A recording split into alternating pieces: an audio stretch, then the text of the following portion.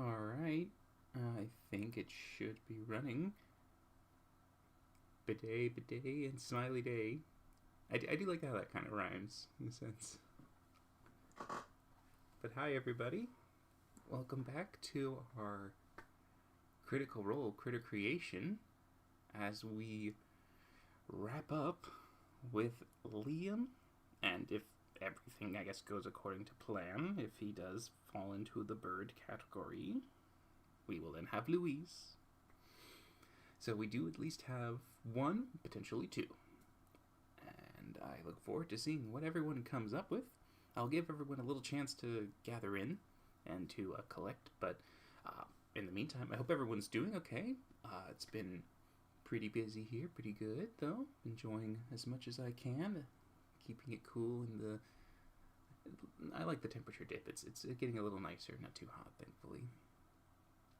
You did. You made it to the beginning. Oh, hello, Selga. I recognize that icon.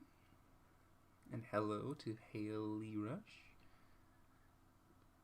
Project Odin, always good to see you again. Phobica. Nice to see you guys too. Bug and Berries, welcome, welcome. Yeah, there is a very strong tendency that it could be a bird. Yep. I mean, the pattern is there. It's holding strong so far.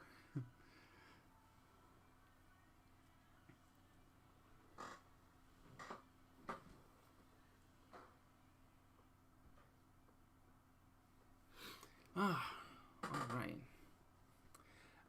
I think I will probably not be doing music this time, just because I got a notice from YouTube, which is interesting how delayed it was. It literally came in like 1 a.m. 1 and 2 a.m. where it was telling me both the previous live streams, just like, how dare you use this music? I'm like, but you audio library recommended said free what? And so it basically is telling me, it's like, all this music that you're using, how could you do that? And I'm like, you told me to. But so in terms of like just avoiding their potential hammer, I'm gonna just like figure out what to do next time for music, where whatever it is, YouTube doesn't go like nah to me. But yeah, so we'll figure that out as time goes on. As far as starts go, I think it's a really good start for the streams, so I'm enjoying it quite a bit. Ultimate commitment to the bit. Yes, it is. It absolutely is. It really is a kind of fun twist of how the one little domino of Brennan and Bird has now fallen all the way to here. I'm happy to have you here live too. It's a lot more fun when you can actually get a lot of the critters to share and come up with the ideas. And I think this has been so amazing with the amount of creativity that's come from you guys. It's just so many moments that I'm just like, genius. Absolutely genius.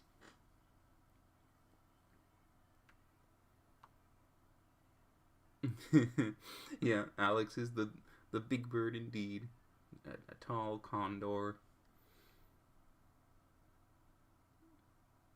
Oh, and I did find out something interesting, which I'm going to make sure to edit in this one, is that Alex does wear his leather straps at all times, pretty much, because that is it's essentially where he keeps all of his belongings. It's kind of like a wallet / backpack kind of thing going on with him. So from watching a Twitch stream yesterday of him doing Magic the Gathering, I was able to get a question thrown in there and to ask people, since he was there and other people had known him because he'd done this many times before, I asked if they had seen him constantly with it. Was he always wearing it? And then they actually chimed in with the insight going, yeah, no, he wears it all the time. It's his belongings, all his good shit.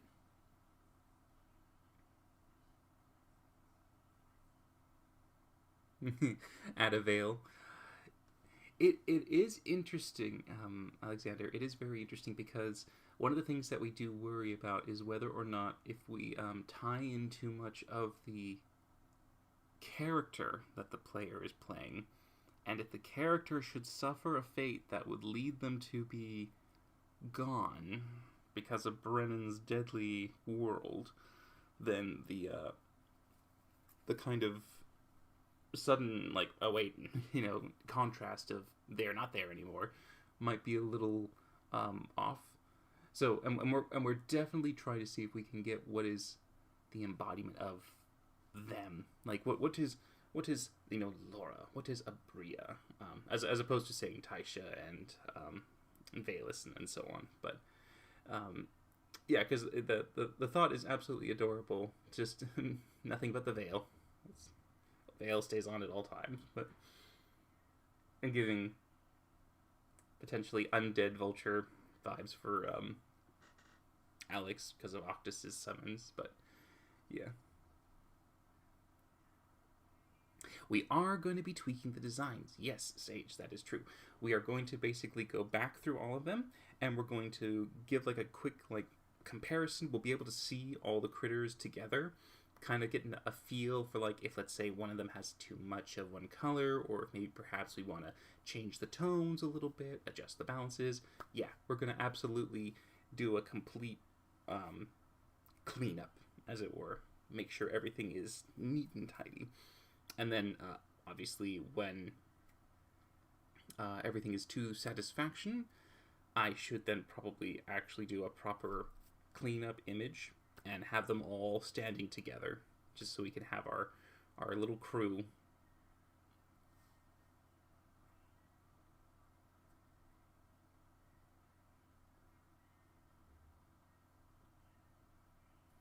Yeah. That's an interesting idea, that if the player suffers something and the bird should get something to represent the loss. That it's possible. It's possible. I mean, we'd be curious to see exactly how their dialogues play out, because a lot of it is reflecting on whatever the cast says, their audios that are captured. Because if there is some absolutely perfect moment where they're talking above table and it just it hits kind of thing, we go with it. A cursed ad machine. Yes. I feel you. But let's see. We're almost 10 minutes in, so I think now's a good time to start collecting ideas for Liam. So let's go ahead and move on over to the workspace. Let's look at our current roster. Look at our lovely flock here. Alright, so if we're going to do Liam, we need some ideas for Liam. I'd love to hear them. I did see one previously in a Blue Sky post, which was a German pheasant. And that was definitely an interesting thought. It's just the fact that they said he loves German a lot. I mean, we certainly remember Caleb with his Zemnian accent. So there is that to kind of think about. But yeah, I mean, that was one very striking bird. But I think other people were also trying to consider what would be a good Shakespearean bird.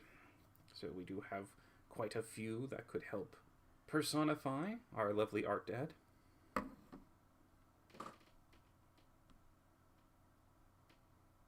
I know, I'm pretty sure.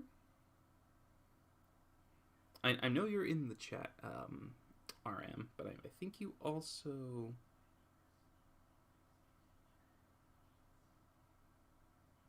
said something.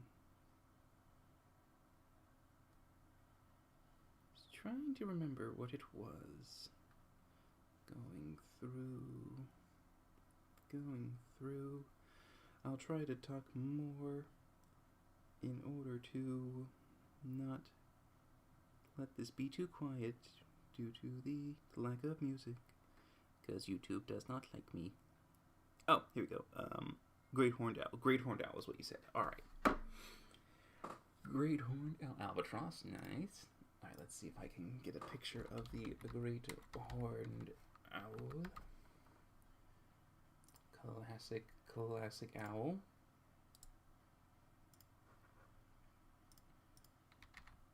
Whoa. image, very big image. Let's shrink you down. Ooh. There we go. Oh no, it does the demorphing. No, that's fine. We'll deal with that later. That's okay. Alright, and then I saw albatross.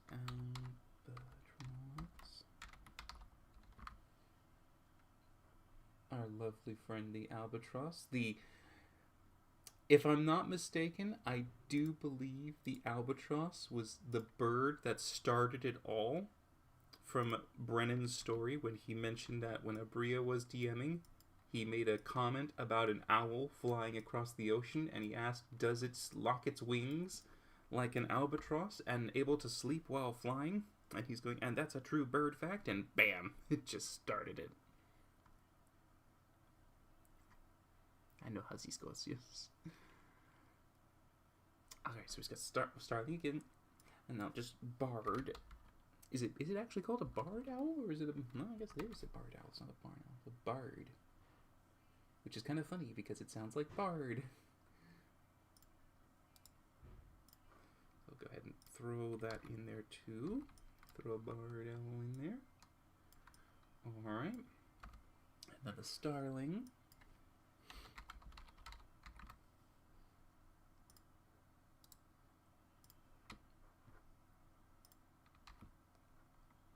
This is the starling. The starling's been coming up quite a few times. Alright. Okay, let's see. Looking up at the chat. And hello to all the new people. Hello for joining. We are just now starting to gather up a collection of birds to potentially use for Liam. Golden pheasant. Let's see. What does the golden pheasant look like in comparison to the... Ooh, the golden... Wow. Wow, look at you.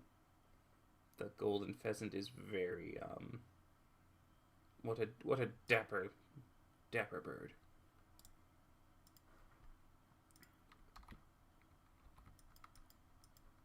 So we've got the European pheasant that has the kind of German, which gives us that connection to the Zemnian and the more of the accent. But then we got our golden pheasant, which is way more pop.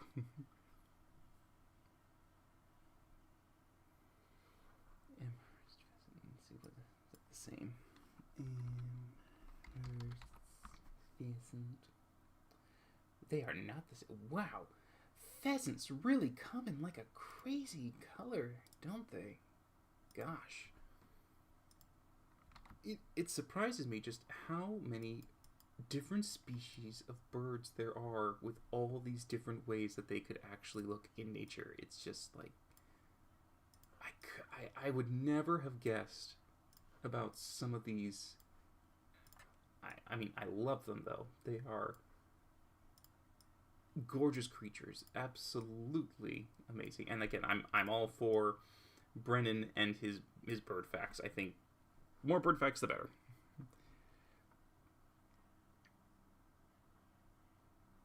A Western Patrol. Okay, Western Parotia. Oh, the one that has the big foo the neck, like an umbrella. Oh, that's a cutie. I'll just I'll do two versions of that one, just so like one can appreciate the simplicity of it in terms of just as a bird, but then it technically also goes a little silly when it poofs out its plumage. It gets a little dance.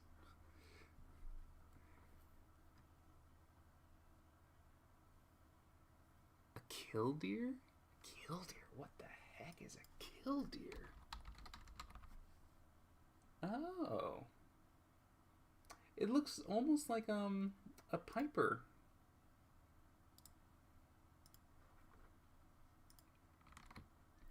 Who on earth named this bird and said, "Ah, yes, perfect name for you, killdeer"? It's like, okay, all right. I mean, that's a choice. Yeah, I do wonder when we say the pheasant and when we instantly go to Brennan and his Siamese fireback.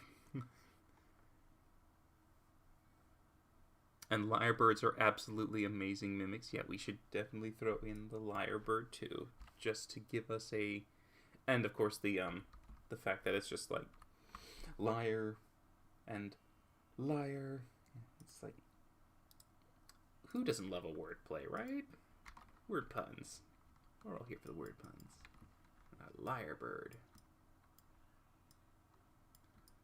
All right, maybe one or two more. Maybe let's see. Or we could be coming up to our collection.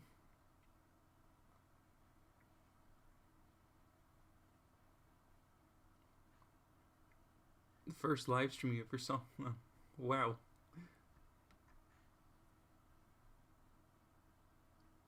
Thank you. By the way, welcome, Todd, and thank you so much. I'm so glad you like them. We're now able to add, now during this break time, we can add some more things to our little library, our repertoire, in order to have these ready to go in the wings. Haha, haha, punny, punny.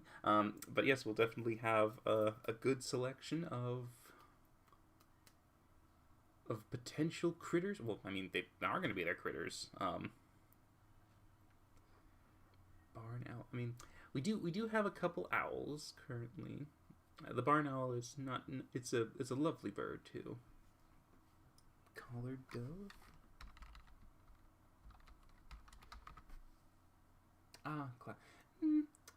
The collared dove. It makes me kind of think a little bit like Laura, which in a sense when we have their first characters, Vax and Vex. But I think the voting might not necessarily go for collared dove.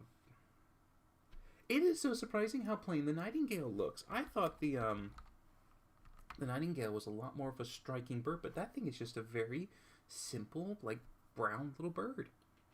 I don't know why in my brain I imagined it being like this, majestic creature. I'm just like, oh no, it's just a little bird, a little brown bird. Do I have a favorite bird? Ooh. I mean, to me, the answer is my favorite bird is the easiest bird to draw for animation because those, it's like you can get bogged down. I mean, I've drawn Brennan quite a bit in crow form, so he's kind of a lot easier for me just to kind of go right into it. But with the inclusion of the cast coming in, that could change. That could very much change. And we'll be able to see who actually can play off a bit more of their expressions. And I'm curious to see. I think we can. Flamingo. Oh, flamingo might be a little big. Remember, we all want to try to keep them somewhat relatively sized so that they can occupy the screen together. If it was a flamingo, the flamingo would be sitting at all times, essentially. I mean, we've already gotten a couple of the tall ones, so hopefully we can work them in. I think we'll see. We'll see. I'm sure there's enough flexibility in the art to actually make it doable. Oh, that is an actual bird. Look at that, the Quetzal. Look at, wow, the feathers on you. Jeez. Wow, the Quetzal has like an amazing tail feather. Look at you. We do have our starling.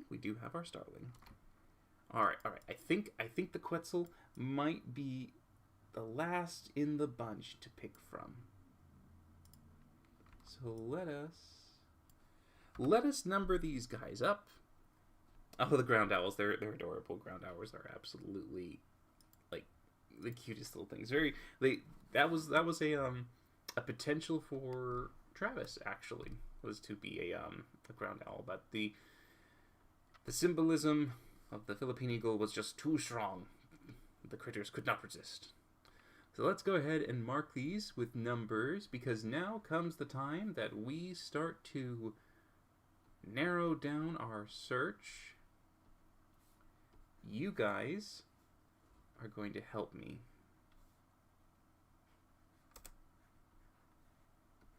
All right.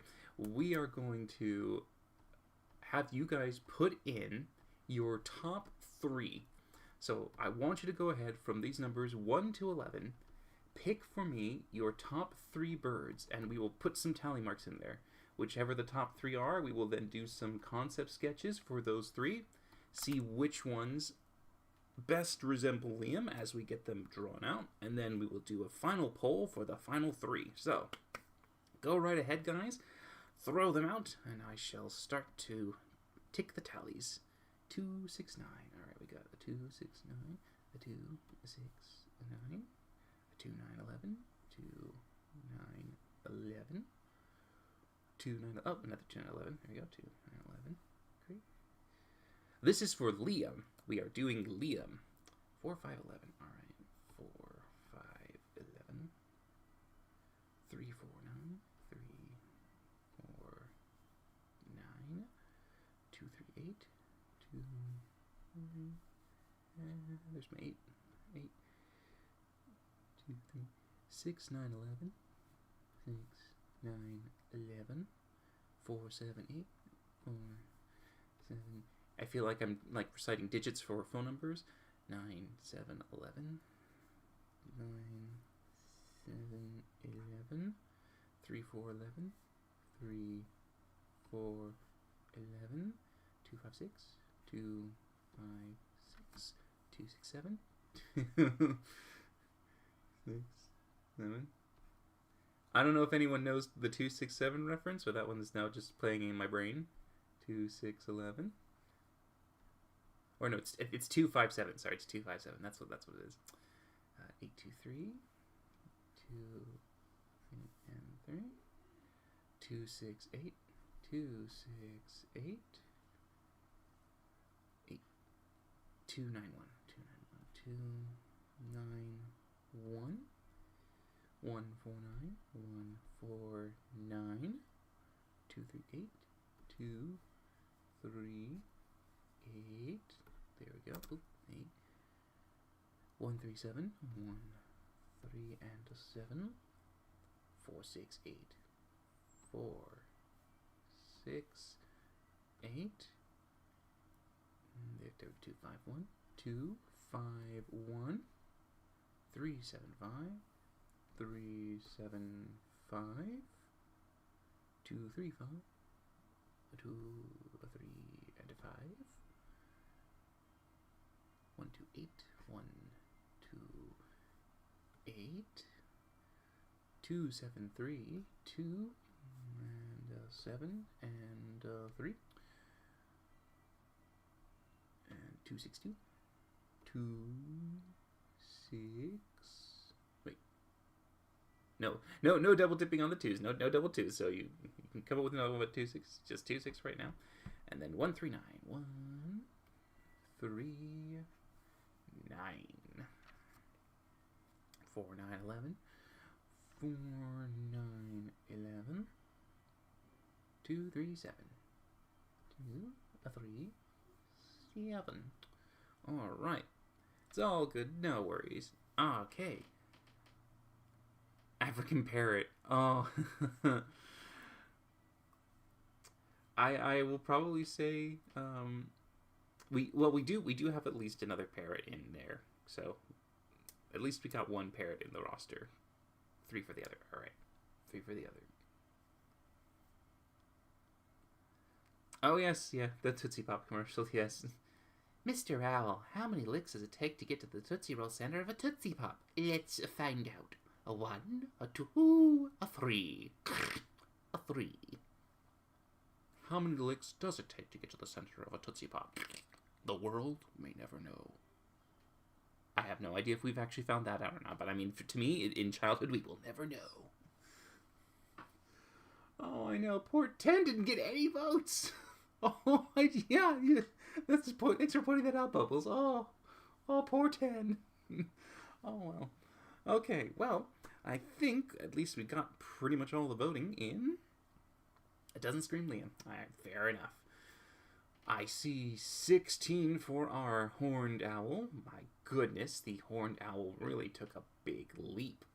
Albatross is surprisingly number 2. Look at you. And number 3, we've got our lovely lyrebird. Alright. Looks like we got Great Horned Owl, Albatross, and Lyrebird. These are the 3 that we shall start for Liam and see which one screams Liam at the end.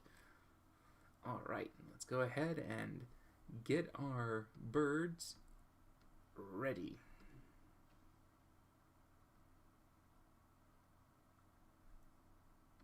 And then, which one's the...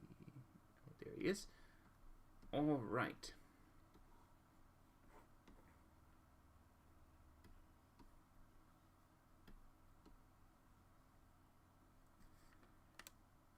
So, let us get ourselves a few of these done.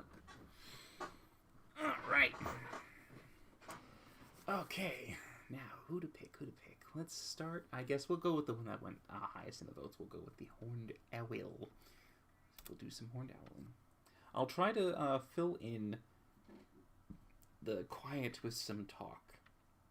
And to at least keep an eye out on you guys too, so I can hopefully respond to anything that you say. So I'll do my best.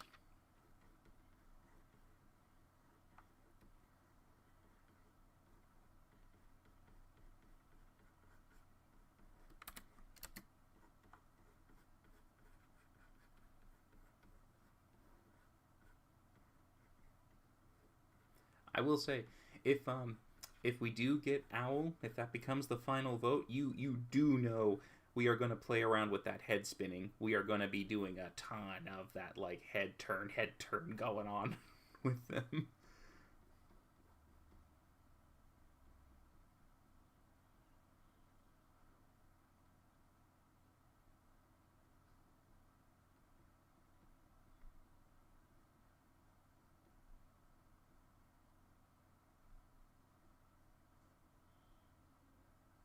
So crazy how nature decided to evolve the horned owl to look like that. It's just like, we want the feathers to do this. This is the right look for you. And it's like, I'm sure this is clearly aesthetic. I mean, this is literally like other birds going, I like this. This is nice. This is a good look. Let's keep this look. I don't think there's any real aerodynamic benefit to having the 2 feather tufts up of the eyes. Sadly, I can't. Yeah, I'm not sure about the audio to do because I thought I used some safe audio from the YouTube's recommended. It's like, if you want some safe audio, use from our library. It's like, okay, I'll use from your library. It's like, hey, you used from our library. Copyright. I'm like, what? But you said.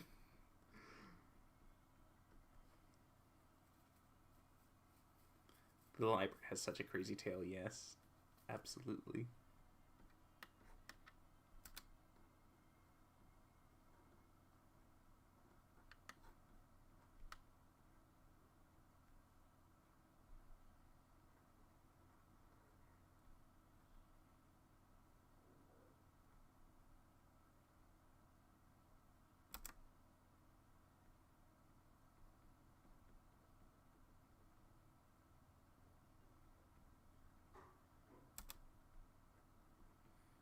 It's a good thing that no one in the player roster became a rat or a little rodent. Liam might be tempted to go after him.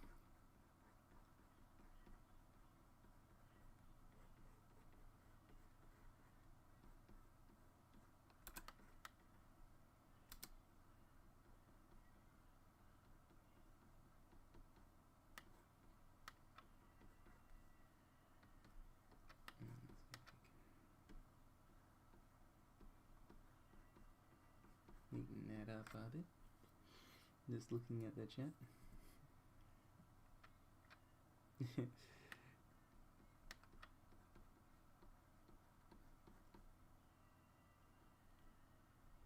Oh, thank you. I really appreciate that you like the roughest of sketches that I do. These these are very much like just get it out, get it out, get it out fast. So much, no time. Must go, must go.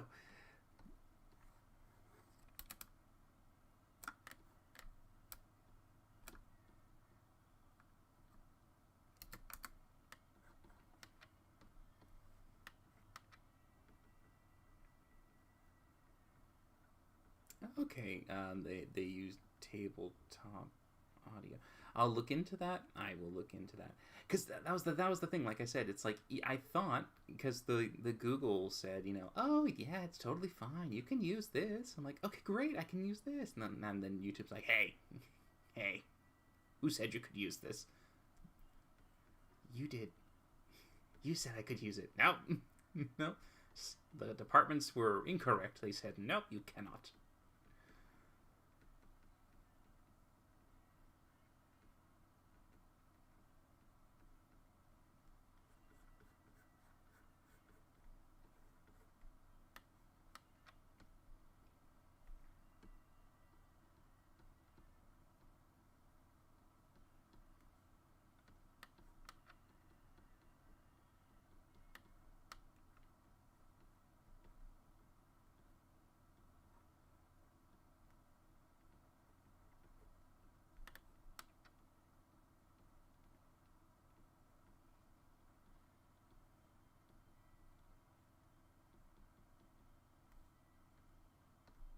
Looks like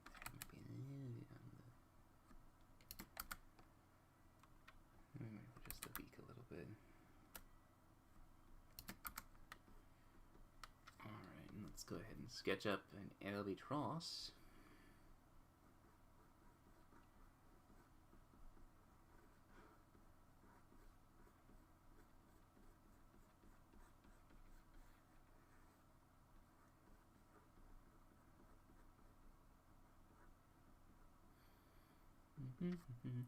I missed the tail in the yesterday's episode. This is Liam. Yes, this is Liam. We have currently a selection of albatross, horned owl, and lyrebird as the potentials.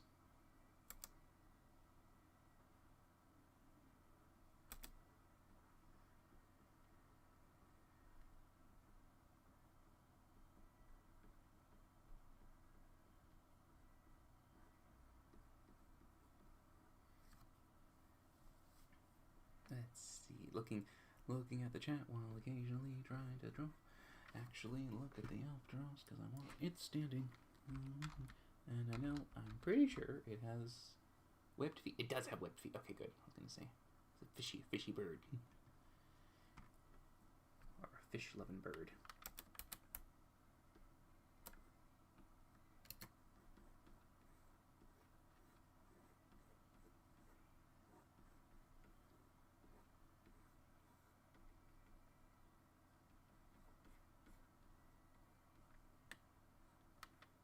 Wow, they actually have pretty darn long legs, the albatrosses.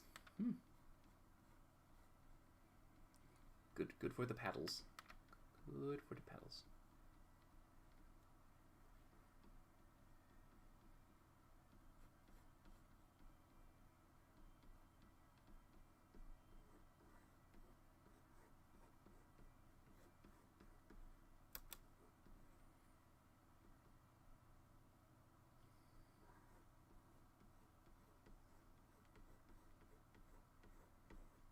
Extra long plumage wings because they do the big wingspan. Oh, I just realized when I was thinking, now that we're thinking of or doing the albatross, my brain instantly went to the rescuers and the albatross there, and I'm trying to remember his name. Was it Wilbur? Is it Wilbur the albatross? I think that's what it was. But yeah, I loved him where his little antics. He was very, very funny in the Rescuers Down Under one. And the mice doctors. Ooh, the vicious mice doctors.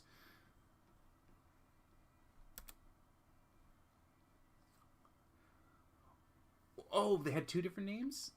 Oh no, I thought they were the one. Oh no, they swapped them out. All right. Orville and Wilbur. All right, all right. See, look at you. Thanks. That's great. Remembering both the name. I thought they were the same character. So my brain probably just I'm pretty sure Wilbur was the one that stuck mostly into my brain as a kid. So I'm probably thinking him with his guitar riffing in the winter storm.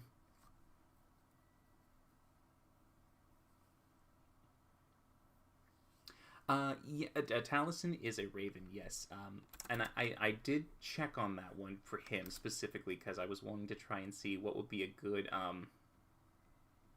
a fit for him. And people were mentioning, Edgar Allan Poe, Raven, and everything. I was like, okay, this makes sense. Yeah, I can see him as a raven. He's been a raven in 2 animatics so far. Quoth the Taliesin, yes, exactly. Quoth the Taliesin. Or I suppose now it's quote the Taliesin. Oh no! Oh no! Oh no!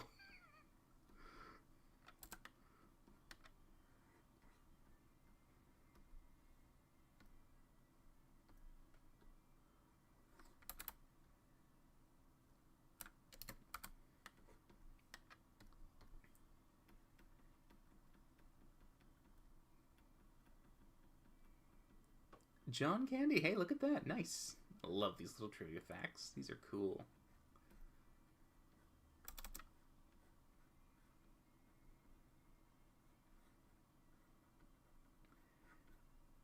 I do say the one thing I think for the most part liked from quite a few of the Disney animations is that they would typically cast people from the regions that they would be doing their films in. Like for Brave, you had the Scottish actors to kind of keep that accent in there when it comes to doing their characters and stuff. And then they go actually out to the destinations to look at the landscapes to capture the scenery and the kind of like vibes you get when you enter those areas. It's a good above and beyond kind of appreciation for the locations. All right, I think we can now try out a lyre bird. Local birds, yeah. Oh, that's great. I love birds are amazing. I agree with you. Emoji, they're great. Absolutely. Oh yeah. Oh yeah, the Kool-Aid Man. Yeah, yeah. It's oh no, oh no, oh yeah. Yeah.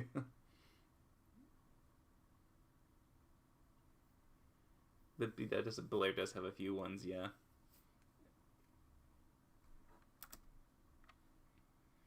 Alright, let's see. Lyrebird.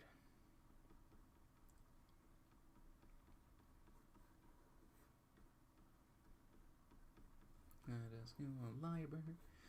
And I will say at least, so you guys can keep this in your mind. This is good to know because from the selections of these 3, none of them are mammals or reptiles or anything. We are all birds, so that does mean that we will absolutely get Louise as a bird. Louise bird is a go. So this means that you guys can certainly start planning for Louise's avian form so that he can join the rest of the cast. So do collect those into the back, make them ready so that when we actually call out for Louise, we will be hitting the ground running.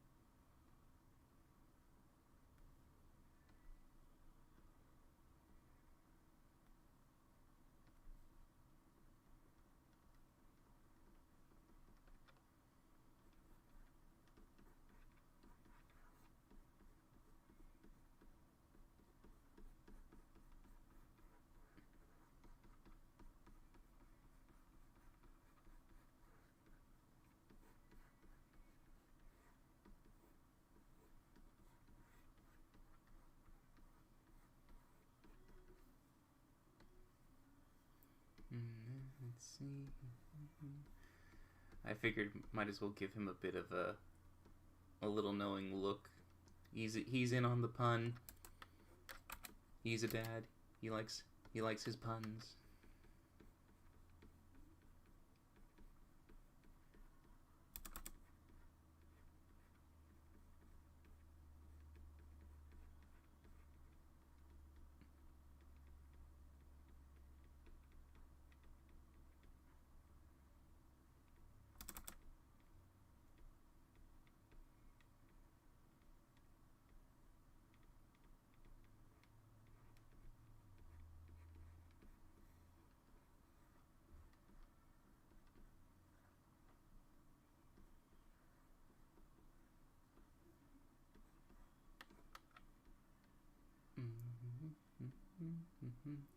Alright, getting him in position.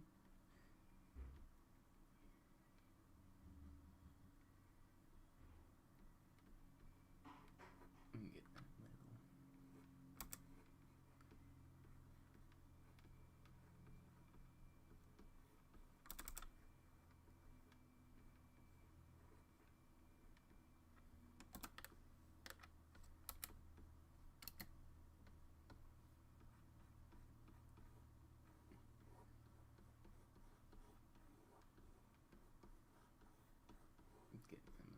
I'll just quickly get the albatross out of the way so we don't worry about the line crossing for now.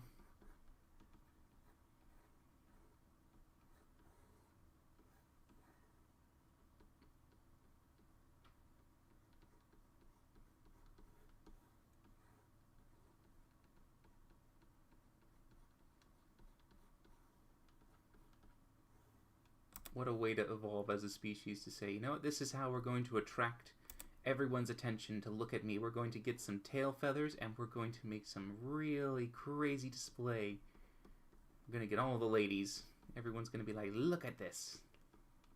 Who could say no to this?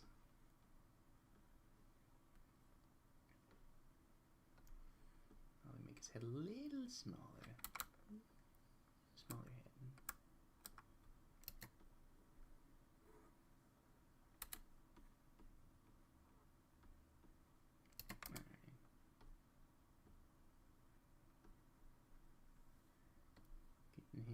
And his little cheeky peek as he looks between the plumage. Going like, yeah, that's right, you know.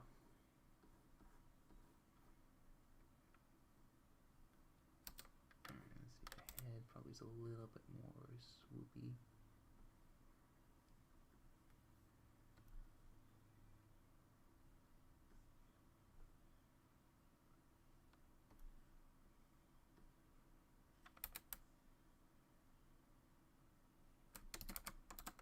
Alright, I think that should be good. Let's bring our albatross friend back in here. Alright, so we've got... We'll put Liam up here, albatross Liam down here, and great horned owl Liam over here. Alrighty. Okay. We are now going to have to get a poll from you all. You're going to have to pick from the three. Which of these do you think is the best Liam? Another condor. We do have a condor for Alex, so we could have condor buddies. It's good. Bearded bellbird. Interesting. Okay. Make sure to bring these up again so I don't lose them. I don't want to lose any of them. Oh, yes, I absolutely watched the burlesque moment with Sam. I watched it all. I was there for all 24 hours. I did not sleep. It was crazy. But it was a lot of fun. Just being able to enjoy the level of shenanigans. Alright, so let's see. Horned owl, number 1. Albatross. Number 2. Lyrebird. Number 3. I I misspelt the... Oh, two S's. All right, there you go. Okay, everybody, here we go. Starting the poll. Tell me, which is more Liam?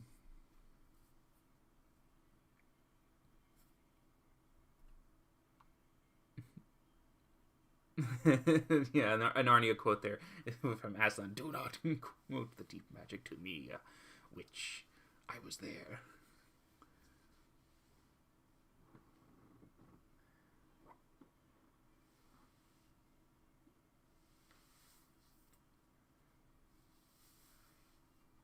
It's a tricky one, right? I mean, you've got the lyrebird and his, look, you got albatross with their proudness, and the owl with his look. This is really interesting to actually get some of the insights from the critters and what you guys like, what you see Liam as. It's like, this is the representation of Liam. All right, I'm gonna put 1 minute on the clock real quick. We have less than a minute now for you to finish up, just in case. Liam, the bird for Liam. Owl, albatross, lyrebird. I know, I feel you, Eliza. It is never easy for Critical Role to pick any one thing. Like, pick a favorite campaign. Oh, that's mean. Pick a favorite character. Oh, super mean. Pick a favorite episode. Oh, super mean. It's like, it's so impossible to pick one. But pick one we must.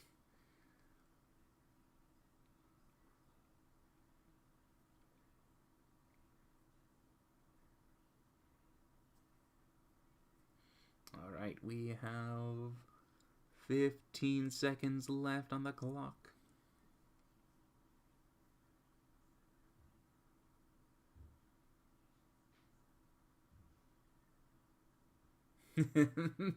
sad boy Liam. And time. Alright, with the poll closed, the tally says... Owl by a margin and wow, look at that, 68.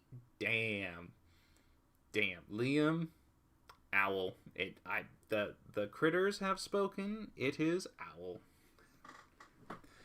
That's an impressive voting margin, by the way. Last time for the we were pretty much divided equally. It was near enough like a third split down the line for all of them. It was nuts. But all right. I'll be. Well, I'll be. I do not vote. No, I leave it all to you.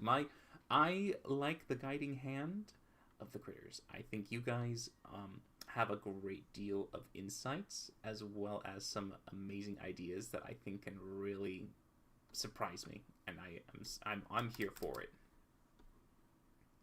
I maybe might use it as a tiebreaker maybe one time if there was an absolute even split, but we have not had that yet.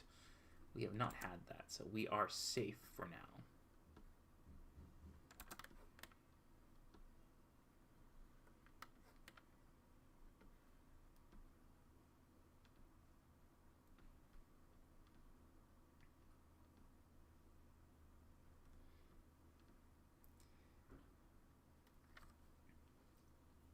Laura, yeah, Laura was, yes.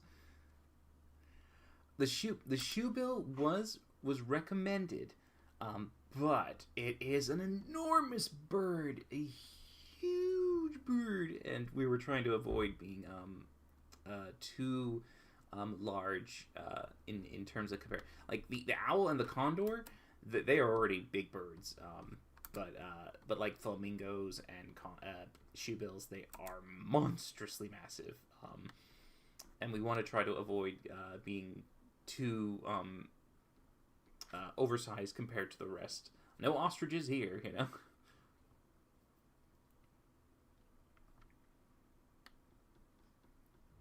I do want to, like I said, that was the interesting debate we had about voting and stuff when it comes to the philosophy of what is a fair voting system, so on and so forth.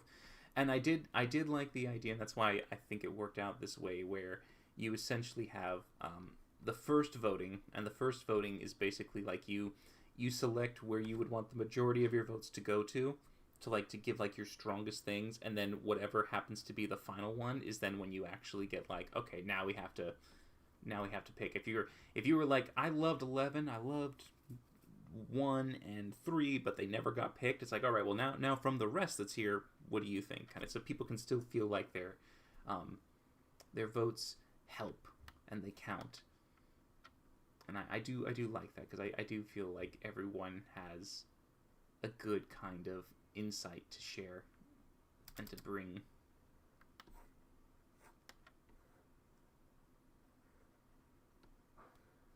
And now we're going to have to figure out a simple pattern that can still scream owl, great horned owl specifically, so we can be sure that we don't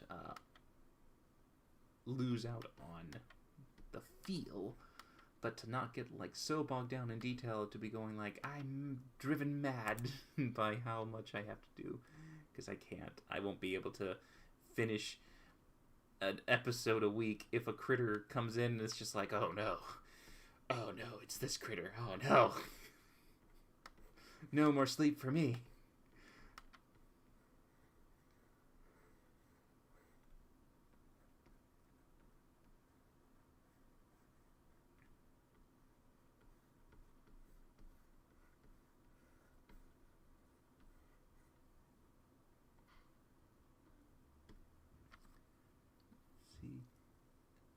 Sudden shoebill transformation for a gag.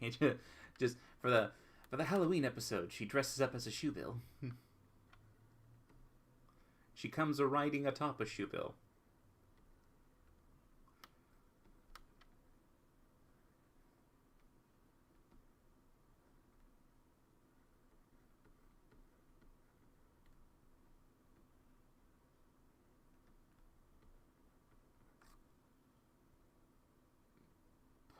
That I've never keep the Louise ones tucked away and ready to share. Don't lose them. I'm gonna be obviously stuck here for a little bit, and I won't be able to remember and scroll back for them. So I gotta make sure that you save them for me.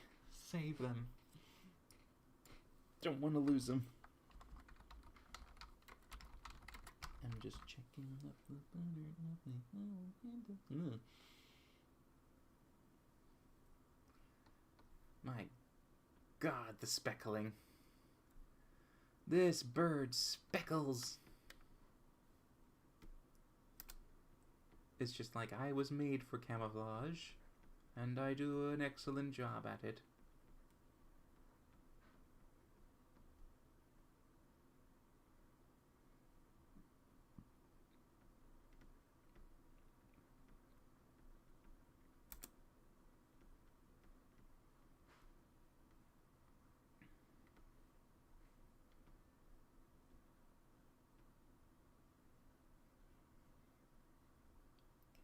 There's a little bit of the color scheme in here. Alright, so we're starting to get a little bit of the colors playing around here.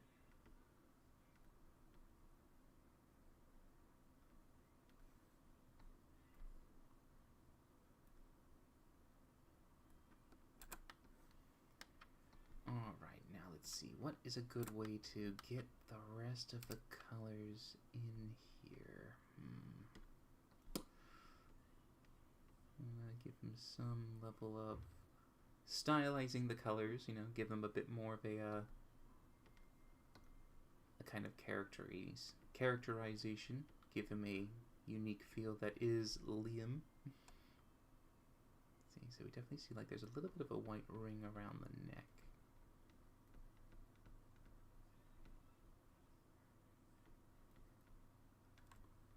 And we, in the previous ones, we did get Sam as a toucan. So just remember, guys, the Liam and Sam's, they're owl and toucan. Interesting bird combo.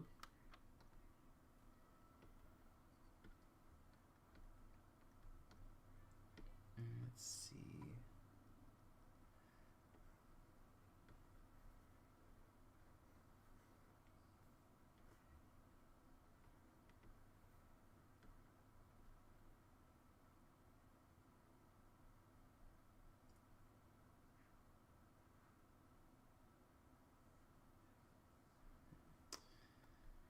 What if we tried a white instead of an orange? What would we get from that look?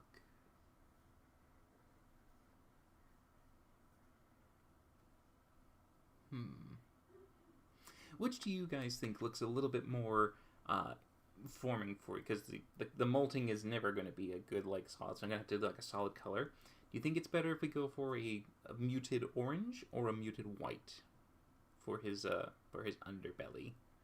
Which of the two do you think has a better fit?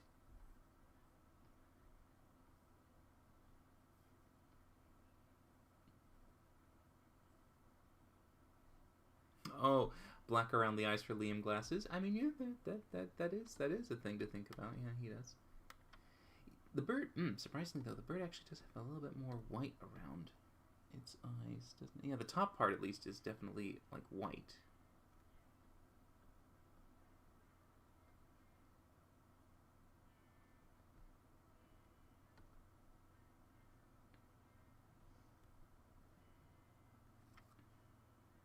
Oh, okay, alright, I'm seeing. Alright, let's see. Oh no, it's a poll again. Okay,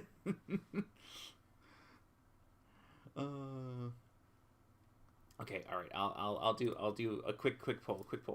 Alright. Underbelly color. Orange or white? Orange or white? Here we go. Orange, white.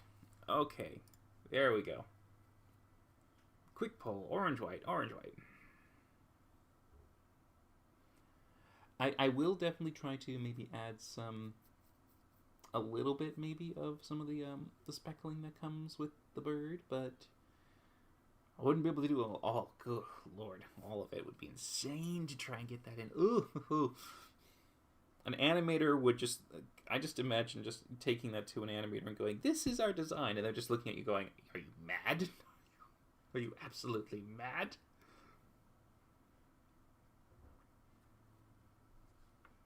Alright, just go for just like another minute real quick. Got the timer starting. Alright.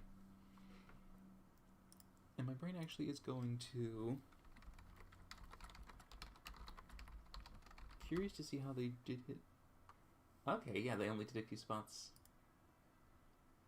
Because this happens quite a bit in animations. You will try to simplify it, but still get the core.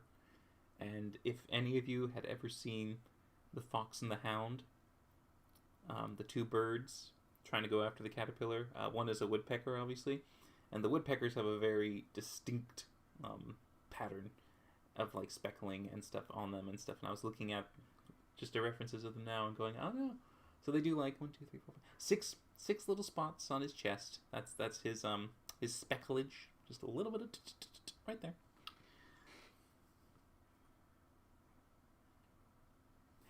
In terms of and time. All right, time. Let's see. Here we go.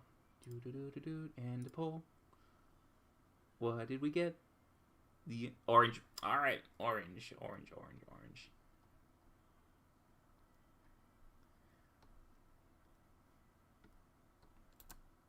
Okay. Orange we go.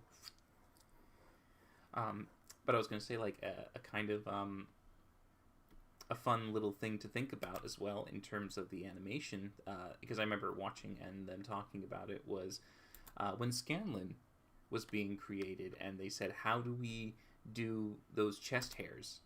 And essentially them just going, we're just going to do number 6s. We'll just do a couple number 6s right there, and that'll be his little indicator for his chest hair. So it's kind of an interesting process of how you have to think about what can you do to make it work, but obviously it can't be too complicated for the animators when you have to do all the frames that come with the duty of trying to capture the character, but I'll fit it within a timeline and a budget so that you can get everything done before the next project comes out or before the release. Lots of lots of things to think about when it comes to how does animation work.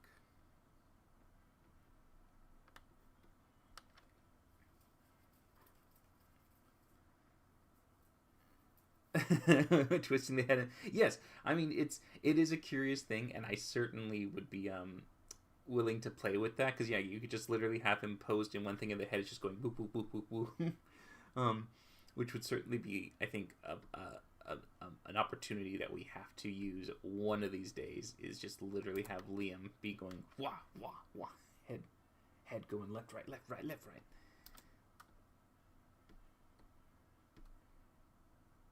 A cardigan. I mean, but besides, well, Liam doesn't typically wear his glasses all that often, on stream at least, that I can tell. So I wouldn't necessarily know if there was any other accessory that is just constantly like Liam accessories. But if we do a little bit on the edge of the wing,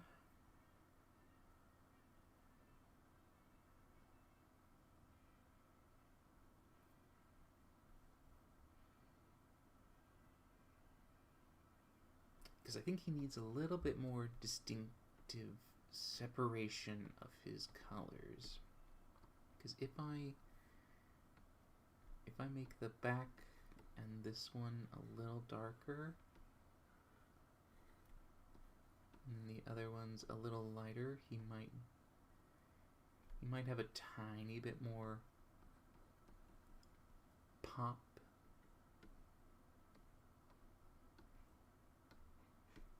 What if we made them a solid?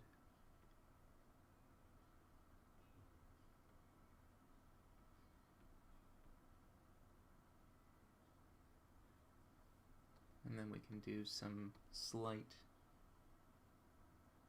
speckling on the bottom, just to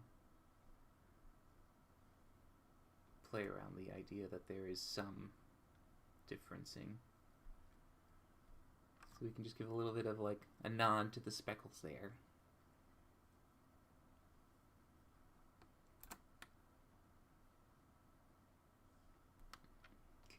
Okay, alright. Not too bad. Let's maybe lighten up the beak a bit, because it seems to get a little lost in the dark colors. Yeah, there we go. A little lighter beak, I think, makes him a bit more noticeable.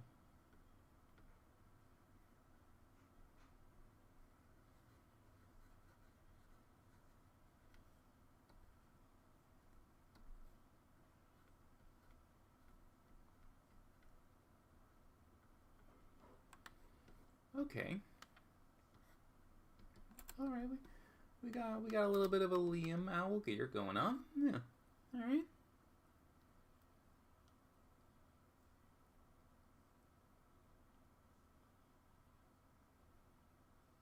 Liam's number one. He looks. All right. But yeah, what do you guys think?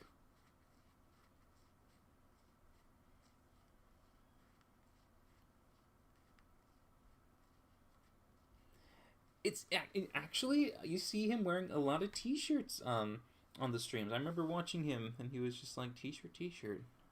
I'm not sure. And to be fair, California, 90% of the time it's Southern California. It's hot. We're very much a warm place, so it's got to be loose, breathable clothing a lot of the time. Otherwise, we are going to just sweat so much. It's kind of sad because we can't fashionably dress in layers. No matching jackets, scarves, none of that. None of that.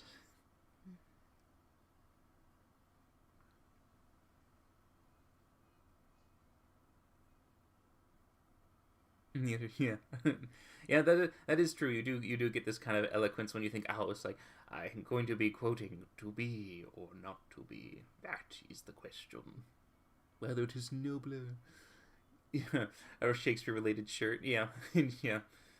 Just carrying around just carrying around another bird skull and just kind of going, "Alas, poor Yorick, I knew him well." If we ever get him doing Shakespeare over the table for like table talk, we're gonna play with it. We are gonna totally play with it. But great, great, great, great. Okay, okay, we got a Liam. We got our Liam.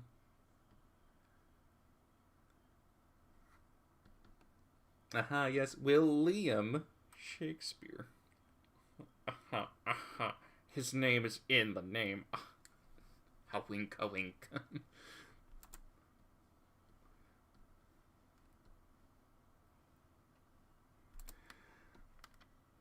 Alright, let us get our crew all together so we can see Owl. Oh, we need to extend the canvas. It's too tiny. Alright. Ooh, okay. Liam. There you are, Liam. Dink. Okay. Alright, guys. It is now time. You made it happen. The moment has arrived. Everyone is a bird. This means Louise. Louise has got to be a bird too. Okay, guys, Louise Bird. Throw at me the ideas of Louise Bird.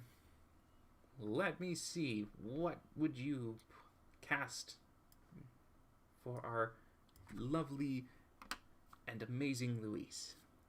Throw them out now so I can gather pictures.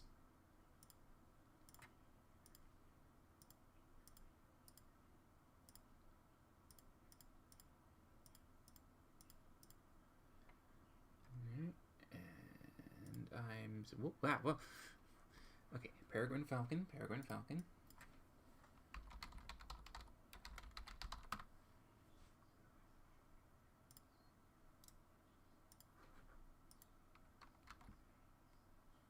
Alright, let's see, and then cinnamon. Whoa, that's an actual one. Cinnamon flycatcher? Cinnamon flycatcher?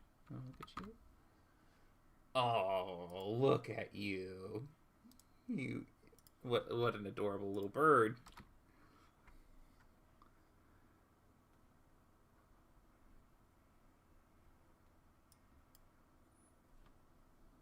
Great-eared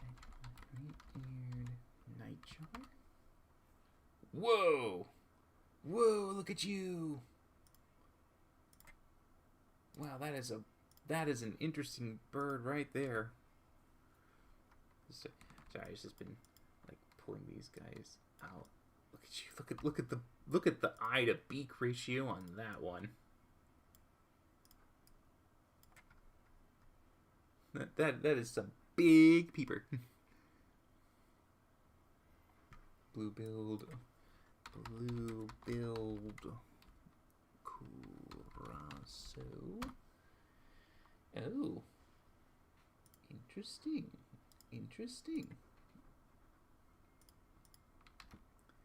When I was thinking blue-billed, I was thinking it'd be an actual blue beak, but no, it's a little warble going on there. It's blue. Ervogel?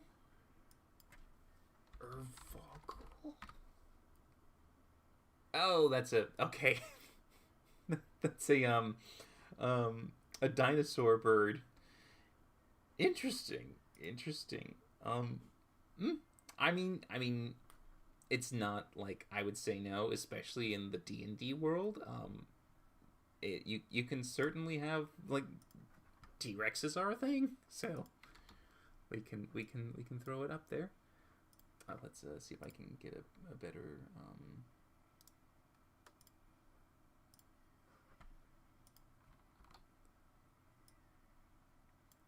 Maybe better. All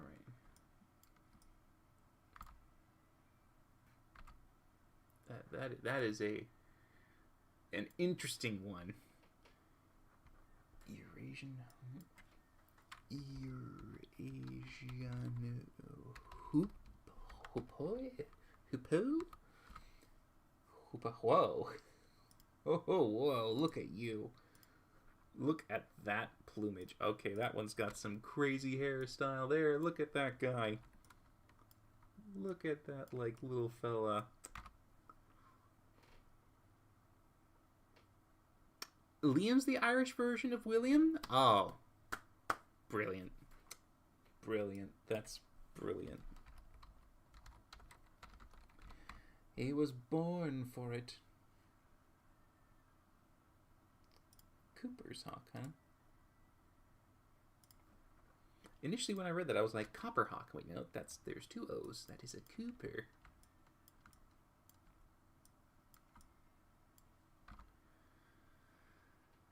Wedge-tail eagle. My goodness.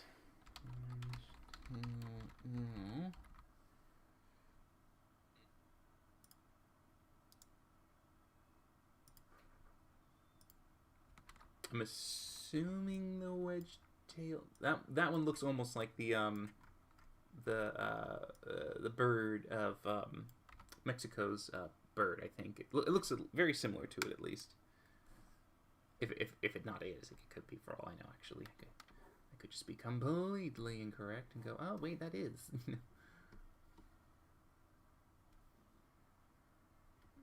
Just try to organize these a little bit better.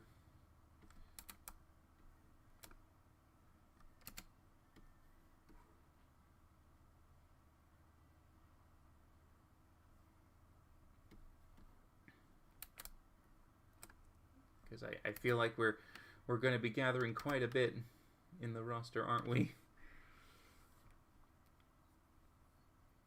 Actually, just to like maybe help a little bit, I will increase the canvas size just a little bit for this moment, and then I can reduce it back.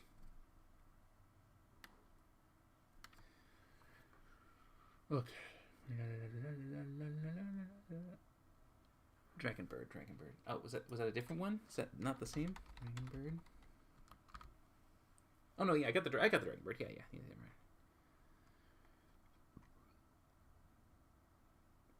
Oh yeah, no, its beak open is just like, it's so nuts. It's very much the there's another bird like that in Australia. I can't remember its name, but yeah, it goes wang when it opens its beak. It's funny because it's like when you do look at the bird initially, you don't think that it can actually open its beak that wide, because it's like, oh, look at you, tiny beak. Then it opens, you're like, whoa, big beak.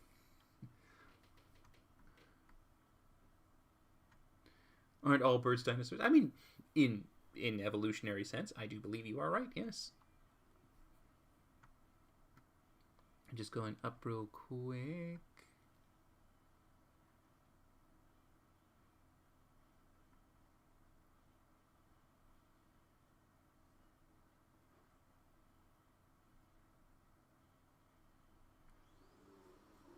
Okay, that was it.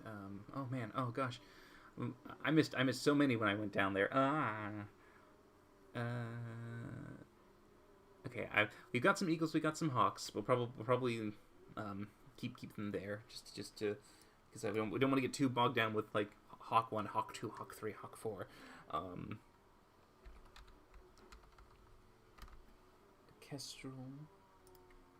Kestrel is a cute little bird. Get that kestrel in there. Alright, and then pot two.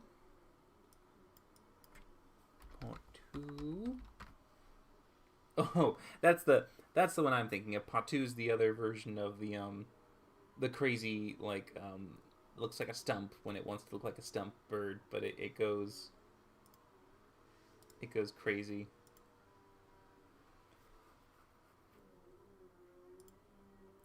I would say the nightjar is a pretty close representation for the pot 2, because of the for the kind of like the funniness when it comes to the two. Kind of get the same thing. Chickadee. Yes, I do remember our little chickadees. Can't remember who you were last picked from, but I remember you were there as an option one time. Bearded Vulture.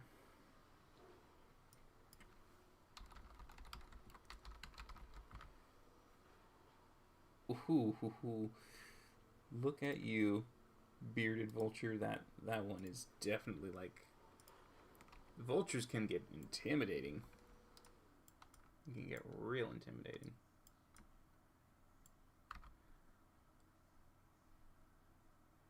Alright, we're currently at 11. Sooty Capped Puff. That's a fun name right there. Sooty Capped Puffbird.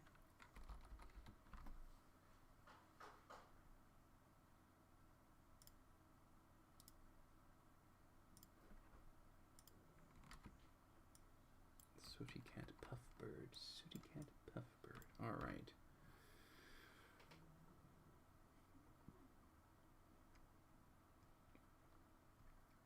Bearded Bellbird. Bearded Bellbird. Bellbird. Bellbird. Whoa. I can see why they call it that. That is very weird. Wow. That is a... Huh. I wonder why it evolved like that. That is a very interesting evolution choice.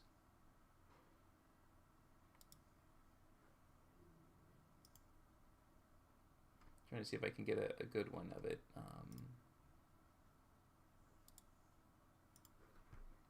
Okay, let's use just one. A lot of its warbles make it so it's got a lot of the warbles as a almost kind of like a beard, but not a beard. Bird of Paradise, Bird of Paradise. All right, Bird of Paradise.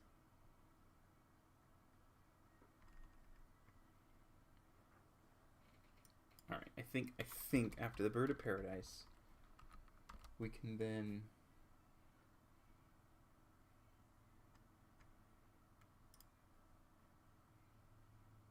Oh wow, there's a lot of birds. There's more than one bird apparently when it comes to the Birds of Paradise.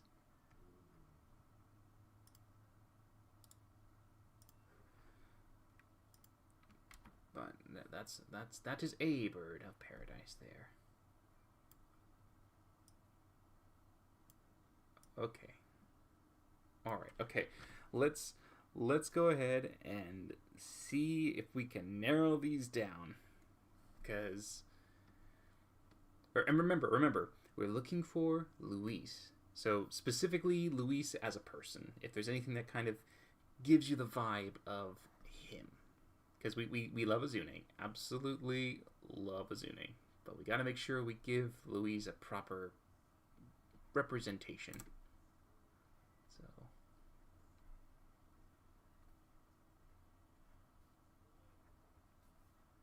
6 and 7 and 8 and 9. I'll make sure to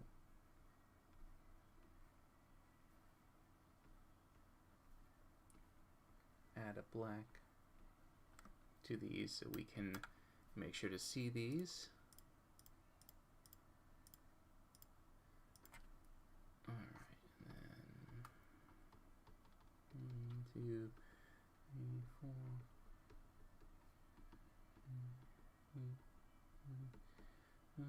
6, 11, 14, and 13. Okay. All right. Go ahead and everybody, if you can, throw me the top 3 that you think best represent... I'm going to move this down a little bit because I think it's cut off some of them. But it's hard getting them all into one shot. But go ahead and tell me which of these do you think best does Louise? All right, I see we got some votes. Here we go. 2 and 14. 2 and 14. 6, 10, 14. 6, 10, 14. Watching the chat. I know I'm delayed. The timing is off, but we'll get there. Can you move 3 down a smidgen? You should hopefully be able to see it a bit better, I think. 6, 8, 10. 6, 8, 10. 6, 8, 10. 1, 8, 12. 1, 8, 12. Oh my god, too fast. Oh, I gotta, scrolling up. 3, 6, 8. 4, 5, 10. 4, 5, 10, 4, 5, 10. 4, 5, and 10. 5, 6, 14. Where's my 5? There you are. 5. What was the next one? 6, 14. 6, 14, 14, 14. There we go. 3, 8, 10. 3, 8, 10. 3, 8, 10, 10, 10, 10, 10, 10, 10, 10. There you are. Oh, another 3, 10. All right, 3, 8, 10. 1, 8, 14. 1, 8, 14. 1, 8, 14, 14, 14. Where was I? Oh, there we go. 1, 7, 8. 1, 7, 8. 1, 7, 8. 2, 4, 8. 2, 4, 8. 2, 4, 8. Great. 6, 8, 14. 6, 8, 14. 6, 8, 14. 8, 10, 11. 8, 10 up here. 10 and 11. Alright, scrolling down. I can get... Too far. Shit. Okay. 14, 8, 10. 14, 8, 10. Alright, 14, 8, 10. 14, 8, 8, and 10. There you are. Alright. 6, 10, 4. So 4, 6, 10. 2, 9, 10. 2, 9, 10. 2, 9, 10. 2, 14, 12. Alright, 14. And 2. 1, 6, 11. 1, 6, 11. 12, 9, 8. 12, 9, 8. Oh, I forgot to tally it there. That's not bad. 2, 4, 7. 2, 4, 7, 7, 7, 7. There you are. 2, 7, 1, 2, and 11. 6, 10, 8. 6, 8, and 10. Alright. Then 6, 8, 11. 6, 8, 11. 1, 2, and 13. 1, 2, 13, 13, 13. There you are. 12, 3, 10. 12, 3, 10. 12, 3, 10. 12, 3, and 10. There you are. 8 to 10. 8 to 10. 8, 2, and 10. Alright. And then 6, 8, 12. 6, 8, 12. 6, 8, 12. 6, 8, 12. There you are. 9, 7, 2. 9, 7, 2. 9, 7, 2. 9, 7, 2. There's 2. There's 9. And there's 7. 3, 11, 4. 3, 11, 4. Alright. 6, 10, 14. 6, 10, 14.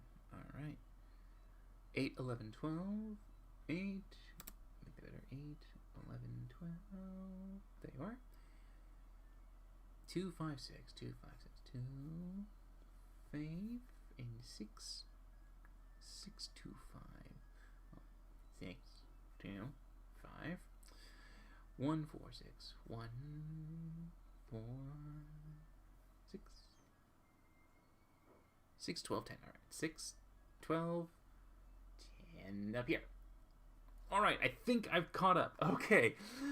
Whew, we got there. Alright. Okay, well, I definitely see number 8 as currently taken the lead with 17 votes. Followed, not too far behind, by number 6, Peregrine Falcon at 15. And just right behind the Vulture, Condor, the It was called a specific one. Where are... Bearded Vulture, that's it. Bearded Vulture. So, Bearded Vulture, Peregrine Falcon, and our Nightjar. Oh, one more person said 8. Oh, there you go. Nightjar once more, running into the lead. Okay. Alright, these are our 3. Great, we got our start. So, note to you, note to you, note to you, yes to you, and then note to you, note to you.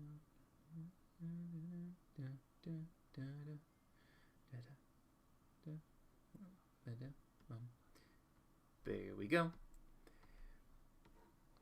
Alright, let me just go ahead and reduce the canvas back again because I don't need all that space on the right now. Okay. Interesting. But I need to actually see how... Because Peregrine Falcons are not necessarily too large in size. Just kind of curious how small they are when on someone's hand. Okay, alright, there we go. It's about half an arm. Alright.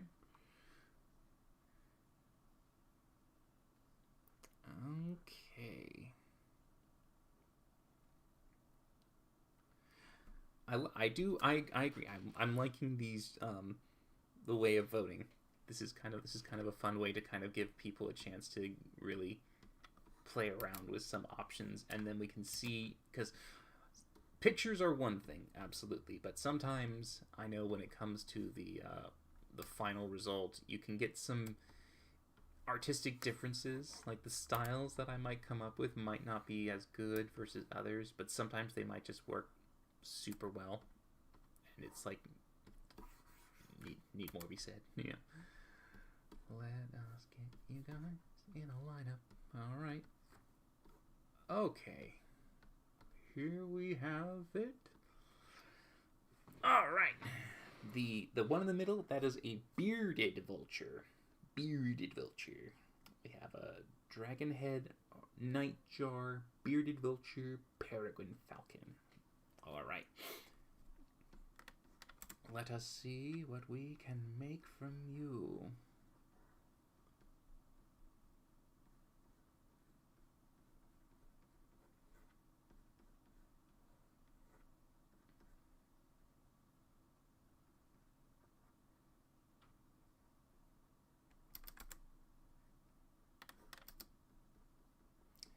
And let's see.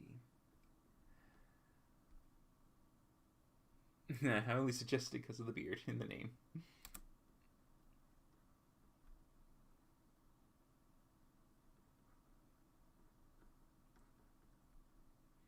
Louise has actually been so amazing and surprising in the schemers. I had no idea that he was going to be like so well versed in the actual game mechanics. Like, he is well into like making sure that he's got everything mapped out, and it's super impressive to see that. Like, if you're a DM and you got a player that actually can almost like to a degree, you know, be like, I can leave you alone. You will not need any kind of like worry or handhold or anything. Like, you know all of what your abilities do. You know all the rules. It's like, that's great. Takes a lot off my plate. You really appreciate him. Just had to open the door real quick to let the Fluffy in. Here comes Titan. Hi, Titan. Yeah, good boy.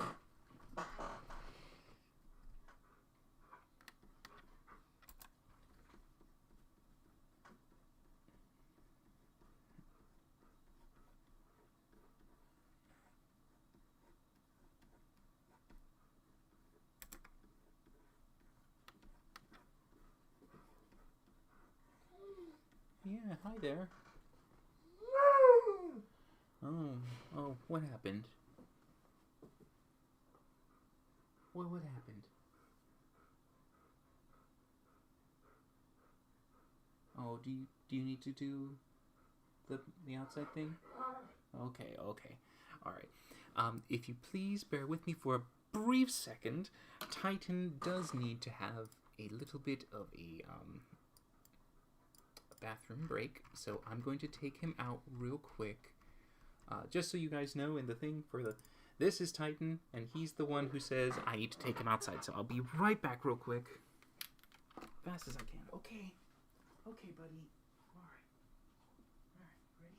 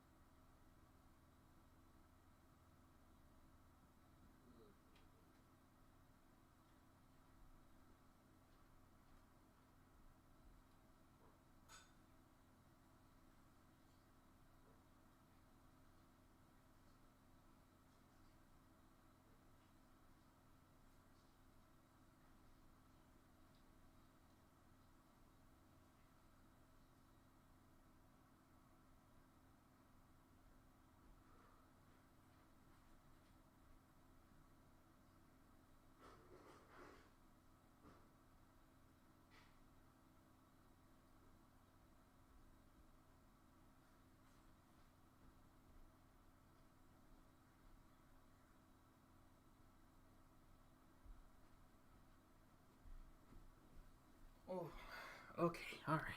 Headphones on. Oh. Okay, I am back. So sorry about that. When your 12-and-a-half-year-old Malamute says, time to go outside, you're like, okay, let's do it. And you just go out and do it. Alright. Let's get back to our Louise, shall we? I'm glad you guys were able to stick around. Thank you so much for bearing with me on that moment. All right. Ooh, there's my stylus. All right. The downside of having a black-colored stylus on a black-colored table in a corner where you can't have light because it glares the screen, you lose that thing. Can't tell you how many times I have to pull out my phone and go, okay, where'd it go now? And just turn on the flashlight.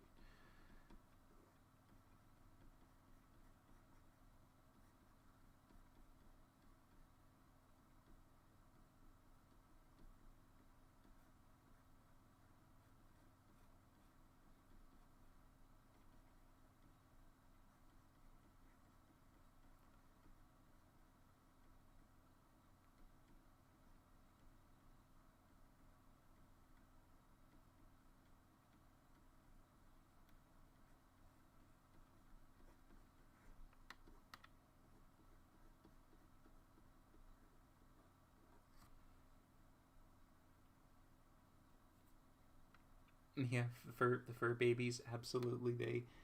When they need stuff, all hands on deck.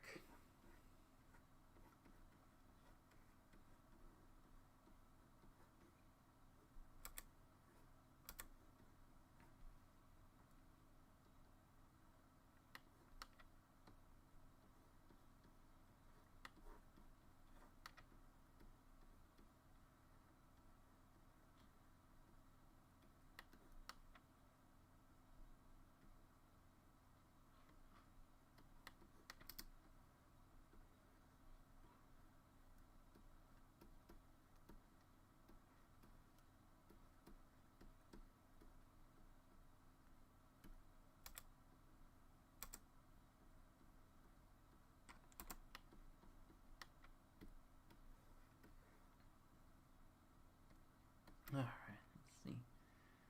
Oh yeah, I think I'm glad you liked. I figured it might be a good thing to showcase. It's like, this is where I'm at. I'm currently out here with the dog, and people do seem to like Titan quite a bit. So I'm glad that he was well received.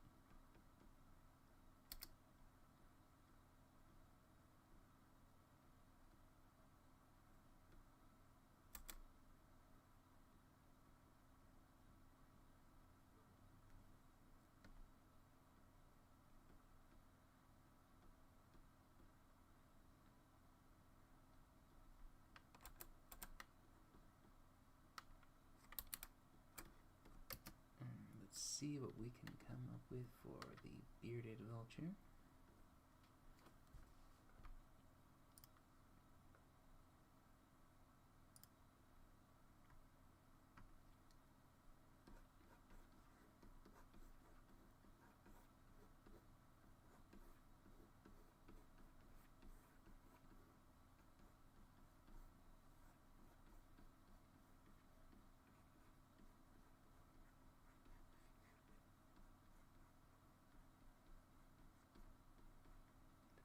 The bearded vulture's got some plumage on its legs.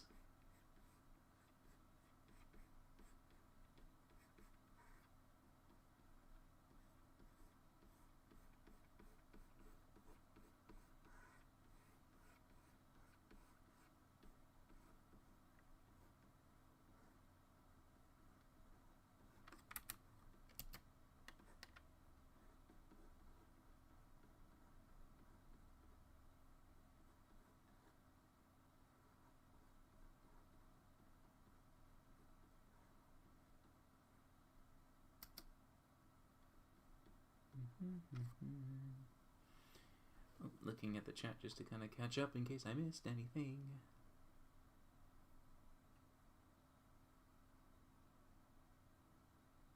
A lamp. I do have a light that is around in the back, but it's just so positioned that I can't really help.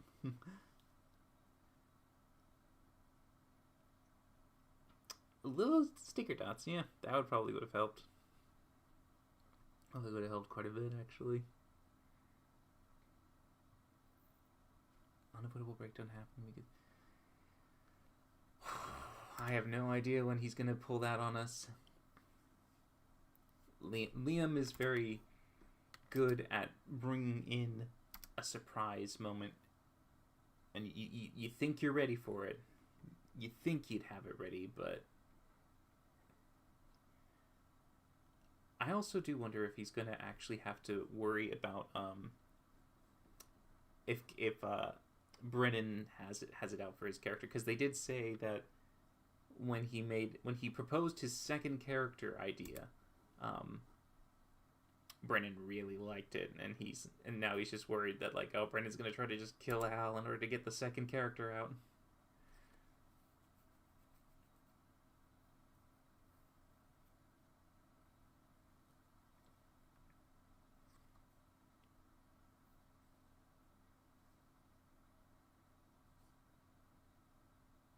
Yeah, looking at all the chat, absolutely, yeah. Very, very good points. Very good points.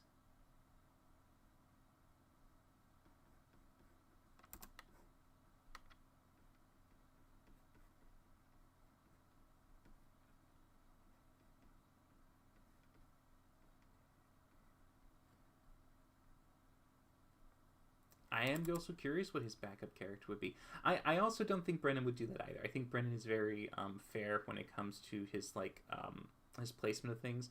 And if anything, I'm sure there are moments when he feels like the story right now is of good focus, and killing a character off would not benefit it at this point.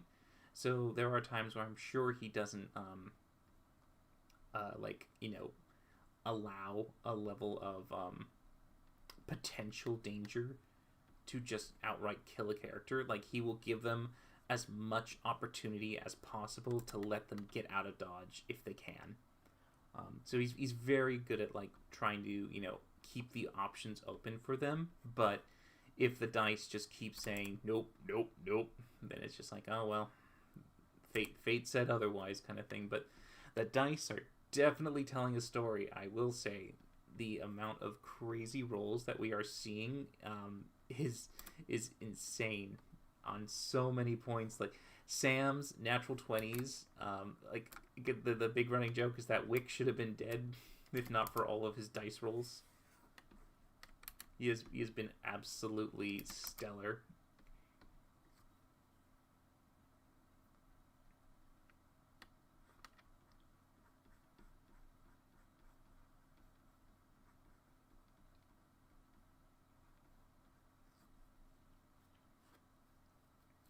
Yeah, and that was in the museum. I wonder as well how much was actually him doing his best to try and make sure that they weren't necessarily 100% screwed.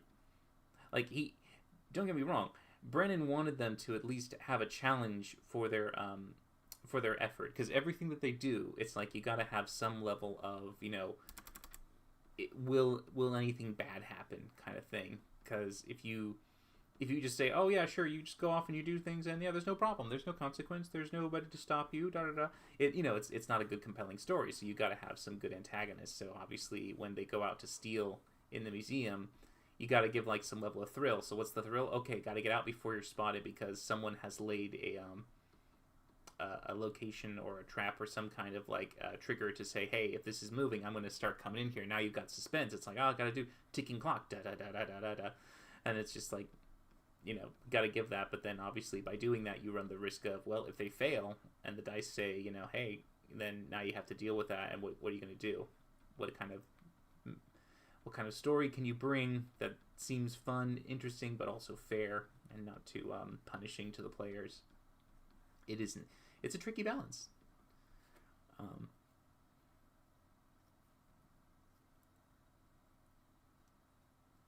He gave Liam a choice to end. That is true.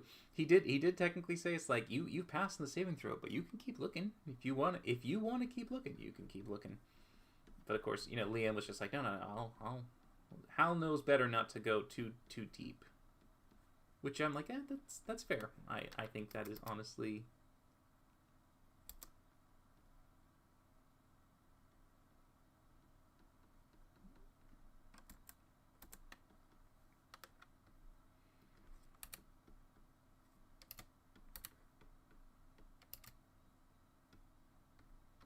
All right, now let's see. And Louise did get some insane rolls too. They are so good.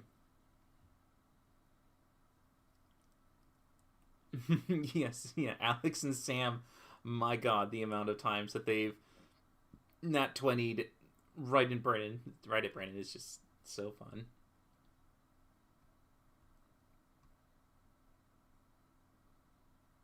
Yeah, Lady Cormorant should never have been allowed to touch it. Knew it. Yeah, and I loved the kind of level of Taliesin just going like, oh shit, I should have. Oh damn it, why didn't I do that? Because it was just like so funny how much Taliesin is just going, oh no.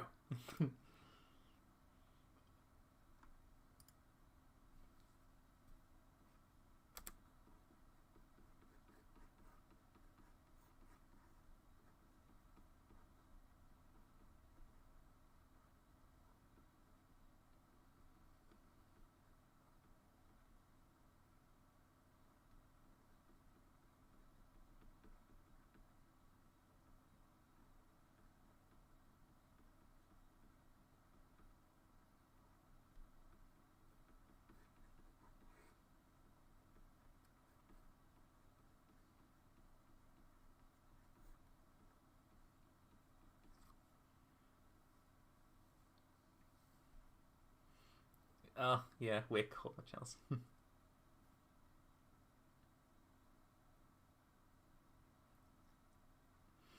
I am curious to see what would happen if they do put on the mask.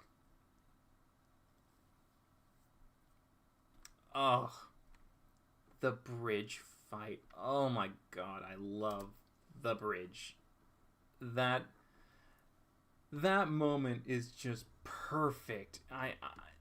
I really now want that to be a repeated level of humor when it comes to them in their combat. They need to constantly be an absolute train wreck when it comes to fighting. They need to just be the absolute worst villains ever for their comedic things. It has to be canon for them. I pray the dice really let them be like the worst, because it was just too funny.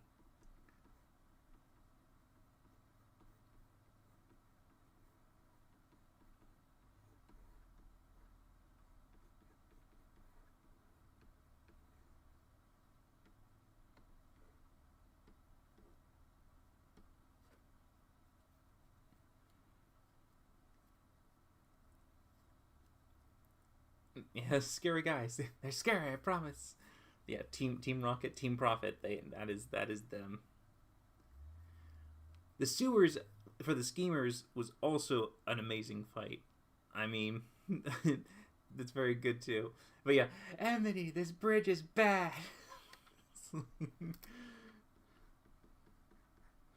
Just in like when your brain was like, Amity, you gotta move, girl. Just gotta move.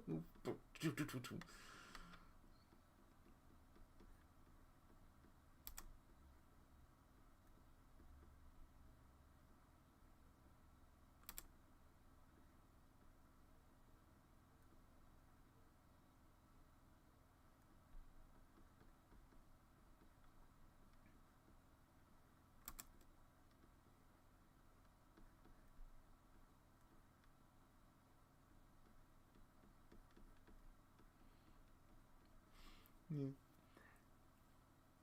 Oh yeah, the yeah, Scritch being up there in the battlements, just like having fun, sneaking up there, going like, "Ooh, I want to fire a ballista. I've never fired a ballista. Let's just fire it. See what we get. See what we hit."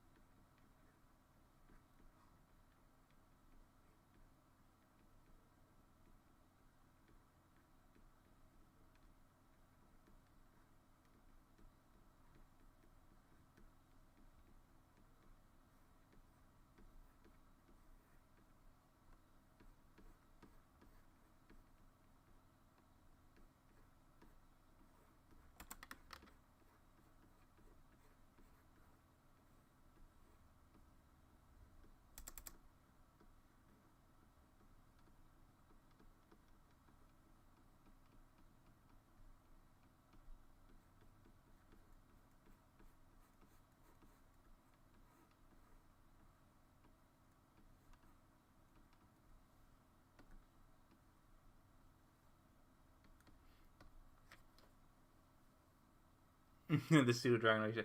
I mean, considering that's how it was, it's like the pseudo dragon, I guess, had its one appearance, and that's it. Pseudo dragon's done. Louise is now going to be something new, and we'll find out what that something new is.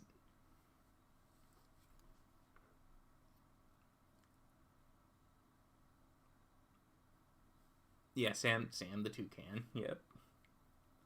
The Ace Ventura. Yeah, I mean, not only did we get a great Ace Ventura moment with Enmity up there, but the fact that Brennan actually said with Demetus and Murray, the whole like, you hold him like a skunk. It's just like the instant he said that, I'm like, oh, that's another Ace Ventura reference. I know exactly what you're referring to when you said that. Boom. Just say hello to my little friend. Oh, just that's some childhood classics for me. Some Jim Carrey films. Love them. But before we get too distracted, we definitely have ourselves a collection of potential Louise birds. Falcon, Vulture, Nightjar. So, you know what that means. We need to get a poll going. You guys gotta vote. We gotta see which of the three is the best for Louise. Louise Critter? Question mark. Will he be a peregrine falcon? I'll just say falcon, because I apparently can't spell peregrine. I'm that good. Vulture and Nightjar.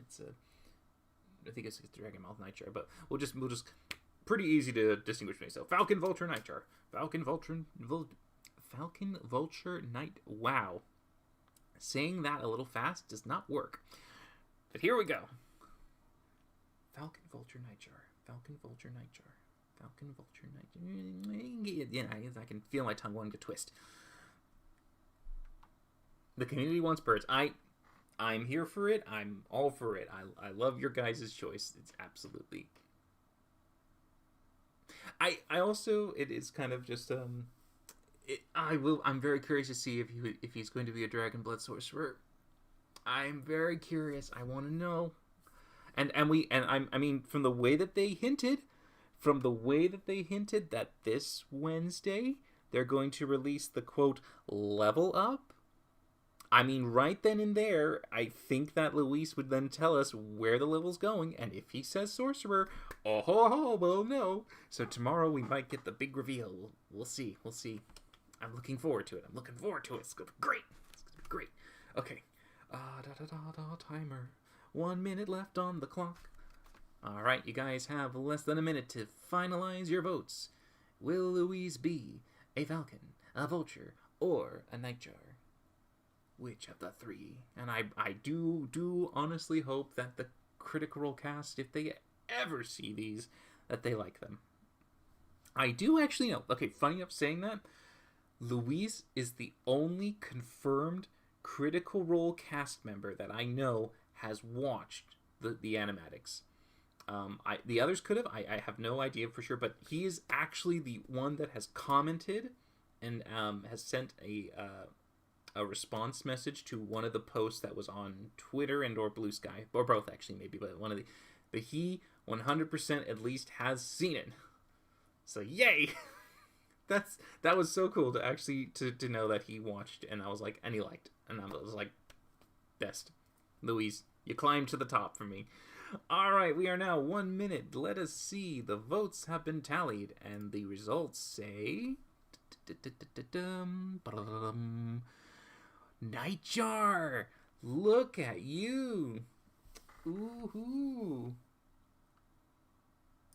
And by the way, because that hold on, I want to remember. I can look up on the thing because oh gosh, all these selections. All right, because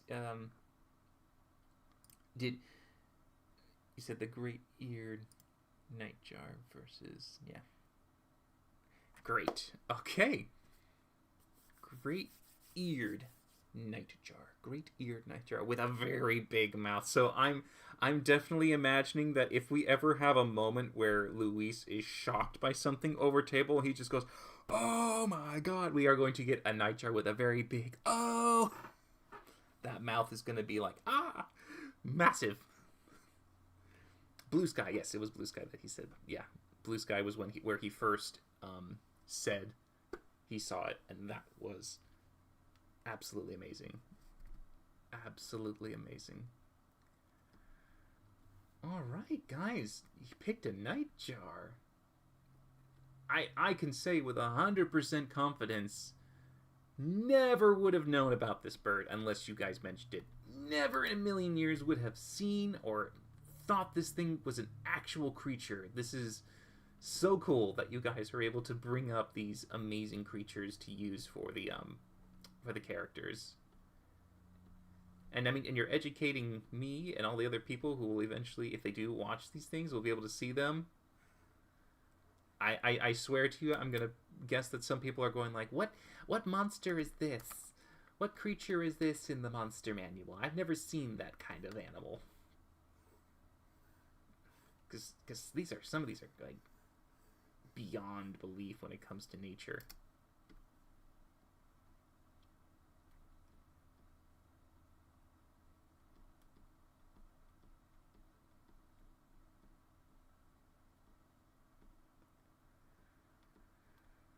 And by the way, once we have Louise's color patterns and all that stuff, done and dusted, we are going to go back to the other critters, and we are going to get some polishing touch-ups on the design so we can see how everyone looks together and try to make it uniformed, work together, all that good stuff. Have a plumage look like the beard? I mean, yeah.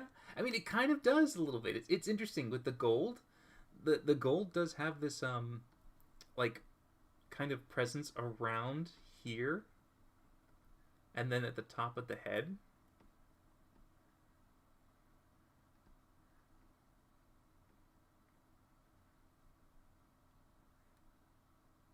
It looks like it has. Oh, so it's the outside is this, but the inside is that.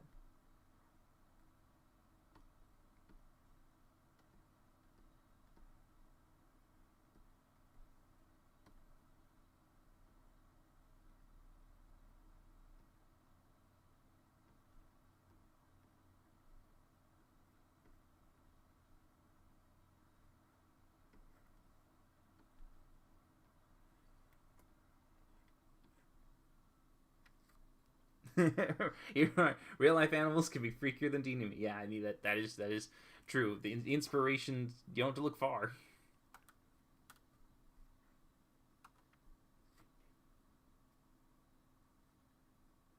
Caduceus, yeah, that's for sure.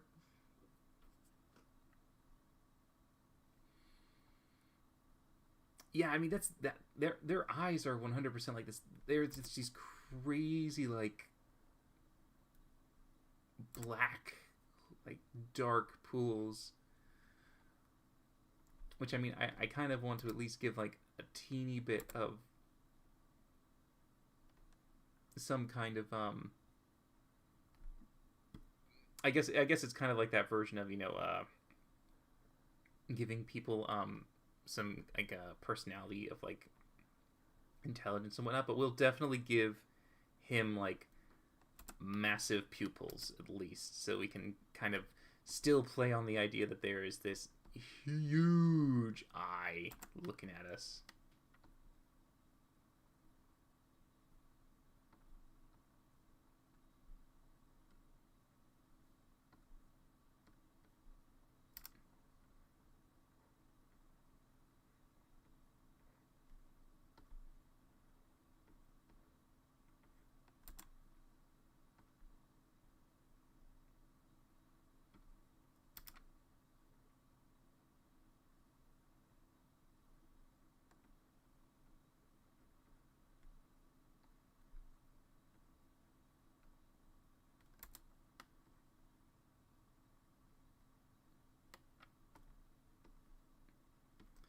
could lighten up the gold a little bit, couldn't we? If we made it a little bit more of like a pale, what would happen there? Oh, too pale, too pale, too pale.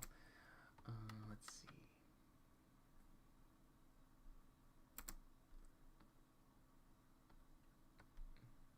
If it was just a little bit lighter.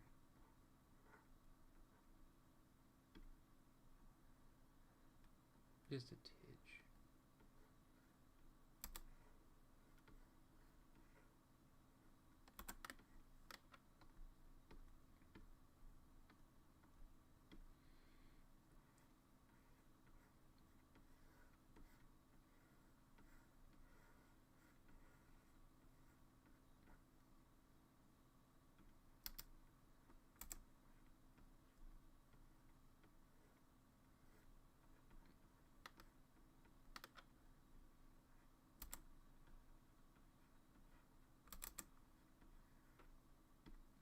Alright, let's see.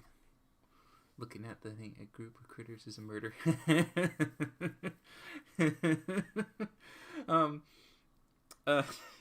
A group of critters is I just my brain goes to D&D murder hobo, that kind of thing. Just a group of critters is a murder hobo. Gosh, yeah, that's crazy.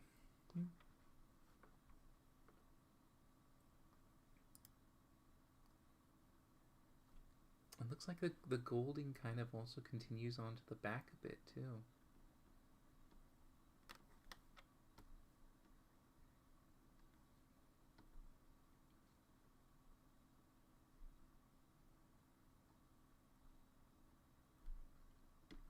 Curious if we made it like a little bit.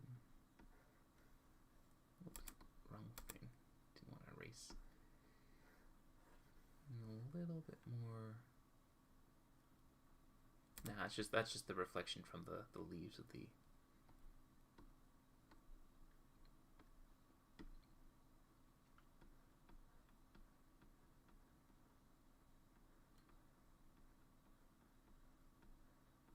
All right. Let's see. How much of the wing edges? Their wings are mostly brown. They just have like this this little kind of area that does have a little bit of the coloring that comes in. But for the most part, they're dark. Looks like the plumage around their face might be a little darker than their other feathers. Yeah, I'm seeing some definitive dark like breasting around there. Around its eyes, because what if we do something like that?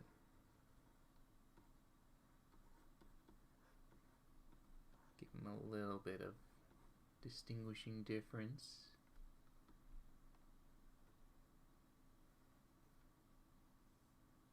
Oh, looks like the feet are actually a lighter tone.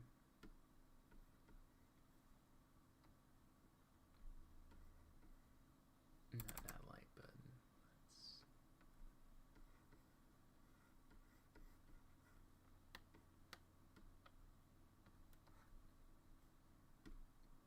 It's because when you get them big eyes, you get that like little reflective pupil. I do see a kind of like, almost kind of like an outline with the kind of thing around the eye. So if we gave him like a little outline,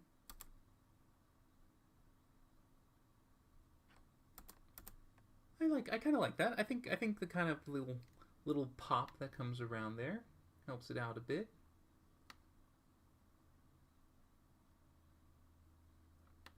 But yeah, we can definitely also give the gold feathers, I think, a bit more of like a bearding by like doing this to them. We can stick them out a little bit.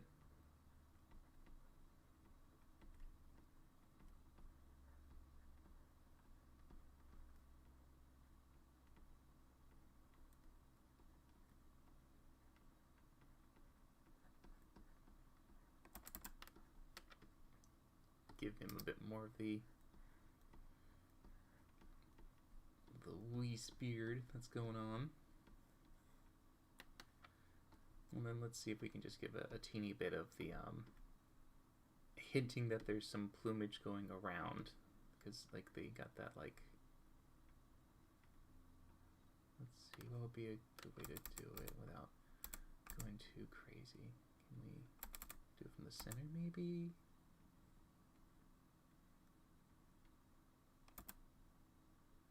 Yeah, maybe we can work it from the center. Let's see if we can like do.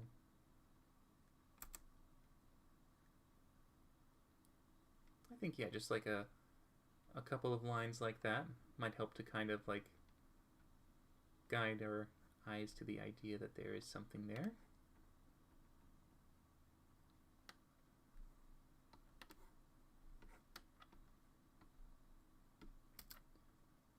Oop.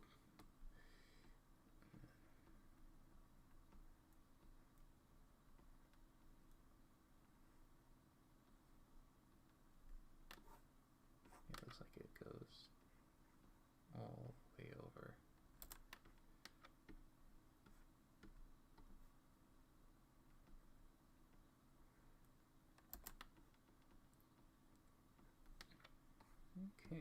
Okay, and let's, just to help his mouth pop a little bit, we'll just give a.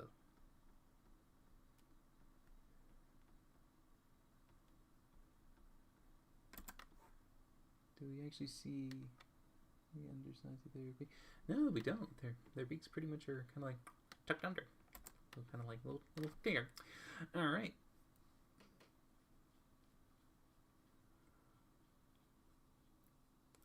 With the feathers, it looks like the kind of gold band that goes around the bottom of the nightjar's plumage. It kind of almost looks like it wraps around like a beard, and with the gold kind of being on the top of the head, that kind of makes it look like it's hair kind of thing. So you get that kind of like hair going on. Yeah. Tal is the raven. Yes. Tal's a little bit bigger than Brennan, so he's a bit more of a bigger bird like the ravens. Plus, I mean, technically, like because Brennan's name literally translates to little raven, that's his actual name definition. Then he could technically be a raven. He's just a smaller version of one. But I also feel like that kind of like as a way to distinguish a crow. A crow looks like a little raven, so you know. Goes on a long break. Do you have plans for other TTRPG? There's a lot of consideration as to like if I could try either going back to some of the previous episodes, or another one that had been really thought up, which was a lot of fun, was to do some little animations of Scritch, getting him a chance to just because there are tons of ideas that have been like played around with that little kobold getting up into a bunch of shenanigans. Like the one thing that had come into mind was a idea that any throughout history, like mythology in history, any kind of disaster or problem all stemmed from a kobold, basically. And it's the idea that Scritch essentially is the kobold that is the one responsible for all the disasters. So like one of the ones that came into mind was Scritch is responsible for the sinking of Atlantis. So like there was an idea of like him going to a fountain and him seeing a bunch of coins in there and maybe going in, but then he notices a really big shiny disc, but it says do not touch, or do not remove, but he can't read it, but he really wants to get the shiny, so it's just like him doing like many different versions of trying to pull it out and just doing these kind of like, you know, crazy antics, and eventually he pops it off and he's got it and he's happy. But then afterwards you just see suddenly like water starts coming out of nowhere and the whole the whole city is just freaking out, and he's just eventually left at the very end by himself in the water. He's just like absolutely oopsies. Scritch is Mr. Bean, yeah, that kind of thing, yeah, absolutely. Like no idea how bad he went. The other one that like my friend and I, it's like constantly bouncing these ideas, and loved the idea of just like another one was him Sword in the Stone Merlin, because my friend is from the UK. He's a Brit. He's a 100% from the Isles. He's actually half Scottish, half English, but the Sword in the Stone mythology, and it's the idea of Merlin forgot his glasses or lost his glasses and couldn't find Arthur, and he grabs Scritch accidentally, thinking that he's Arthur.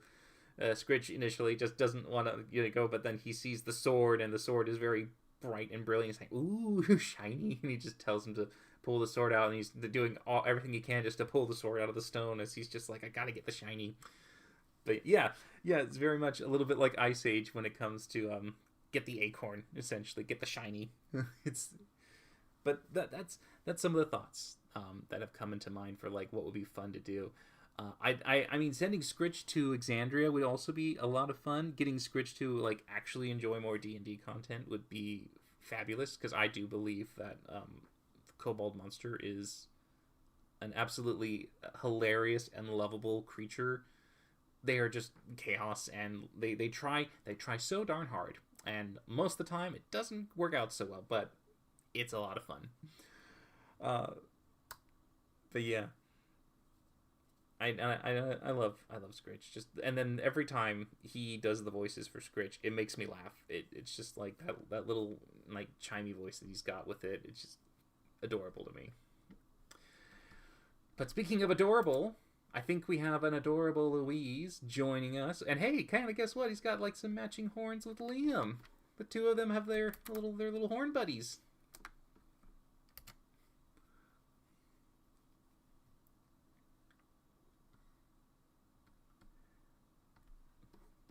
And Louise. There's our... Look at that. Look at the flock of critters we got.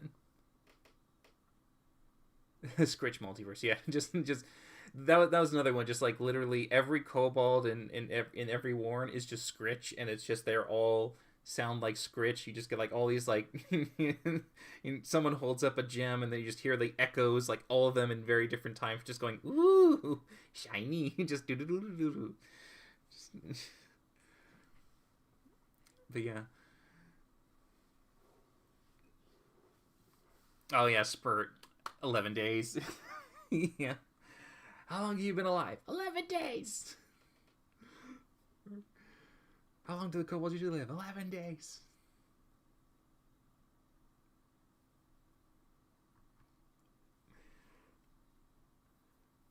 Ah, Artie Sprinkle.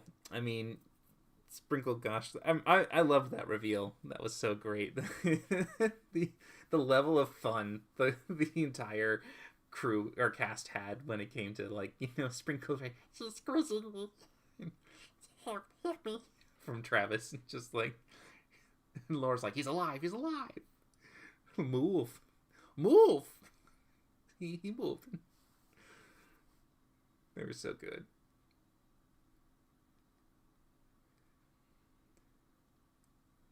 All right. Yeah, Scritch disabled the Blightberry. Yes. Yeah, exactly. Like, the cause of the calamity was, or that another one. It's all Scritch. And it's all for shiny. That he literally had that like Aladdin Abu of just like, ooh, must grab the sparkly gem, must touch it. It calls to me.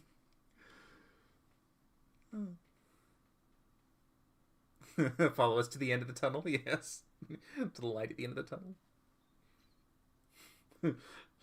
Who knew how much like foreshadowing and like levels of irony that would come out from just the talk with the kobold and journeying down the tunnel. But as much as we do love Scritch, absolutely love him, we have got to make sure we have nailed some of these critters. We've got to go ahead and look back at some of these designs, make sure we get a good feel for them, and compare them a bit. See if maybe we can improve them. Add some more flair. So let's see. Let's start off with our first Sam. Let's see if we can get some... Liam needs a blue feather? Mm-hmm. Oh, wait, well, they don't all have blue, but yeah.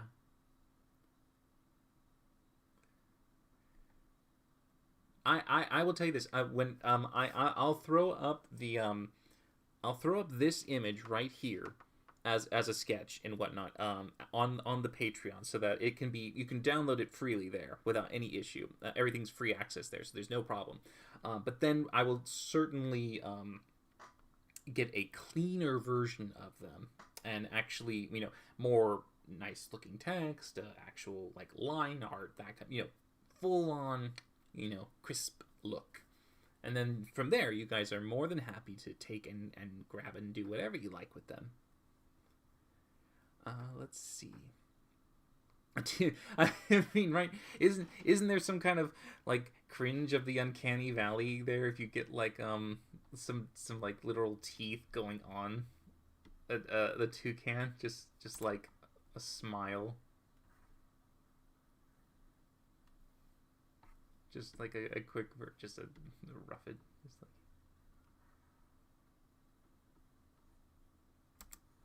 just like that level of teethy going on.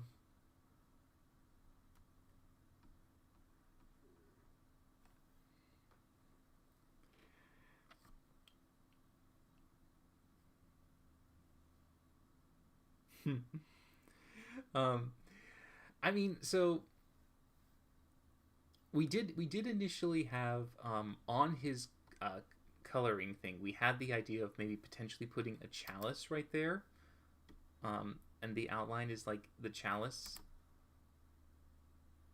on the breast of the toucan, trying to make it like a bit more obviously when he's more front and 3/4 facing, we'd be able to see it a bit better. And there was the idea of like putting a little bit of pink coloring down there as well. Yeah, definitely. Robbie absolutely needs. I think we're gonna go and give some touch-ups on his designs for sure. And the beak is the teeth equivalent, right? That's the thing. It's like technically the beak is a bird's tooth or teeth, right? So I mean, like in theory, if you go by that logic, he is the bird with the biggest beak, which is like, I mean, another reason where it just fits. It fits so well. A little sign that says help. Yeah. The other thing was that if we ever see Toucan Sam on the animatics, we should probably have him with his chalice or tankard or some big like glass of ale or alcohol or something, so that he can essentially have that like always as a prop somewhere around him. Yeah, that sounds like some fun little side fan art right there. It's just literally Toucan Sam just kind of like showing off a shirt and like standing there all happy and looking over at Parrot Matt, and Matt's just kind of getting the look of like, oh god. Just probably like one of those moments where Parrot Matt was flying and he just slammed into that glass, and he's just like that look, and he's just like caught it on film, and now he's just forever remembering that one moment, immortalized on a shirt. So the one thing we're worried about for the Candescent Creed is that if his character does, unfortunately, we hope not, but if he does technically depart, then the character would kind of lose a little bit of the connection for the character, for the creature and stuff. So we're trying to not like link too heavy into the PC character, but just like the player themselves. Like what part of Sam? I mean, Sam with his drinking devices, guaranteed all the time. We all know Sam when it comes to his flask, his stein, and his now his chalice, and then his gasoline tank, basically.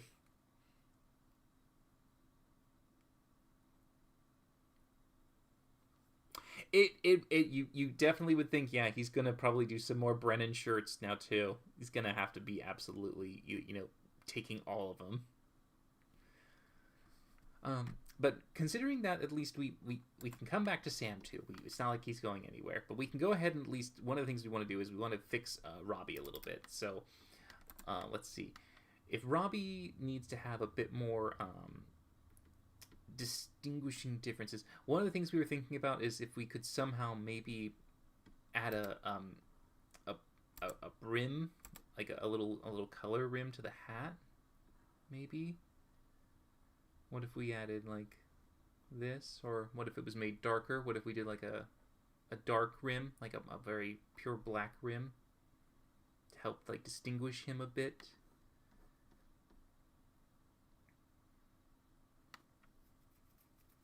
Oh, thanks for dropping by, Luna. I hope you have a great week or rest of your day, or whatever you're doing. Have the word sponsorships get? Yep.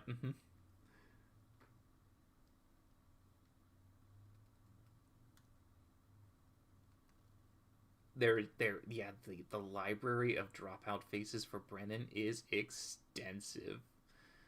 Lighten his hat, do you think? Is all right. Let's see. Like what would happen if we gave him a lighter hat? Like if we went with a more brown, like a more actual like this is a pale brown kind of thing. So if we started there, let's go ahead and get rid of that rim real quick, just because we don't necessarily need to see that. So if we started with a lighter one, and then let's see if we play around with the illumination. We go down, we can increase the saturation.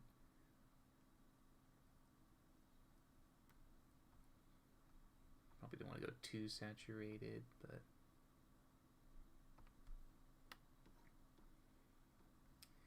if we go with a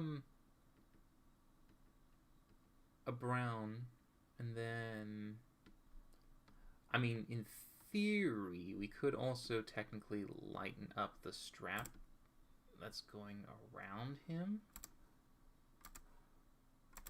This will technically frame his face a little bit. It gives him a bit more of a pop on that area, because you can kind of see where chin and face would be, as opposed to just being one long, darker feather. But,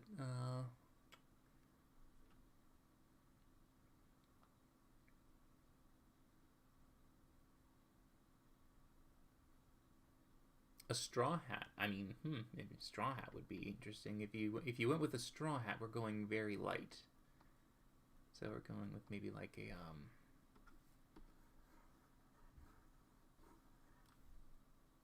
probably not as, but yeah.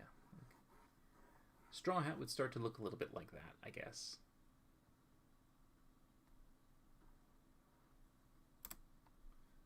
I mean, slightly darker on the underside, but yeah, that would be kind of like what your straw hat would look like.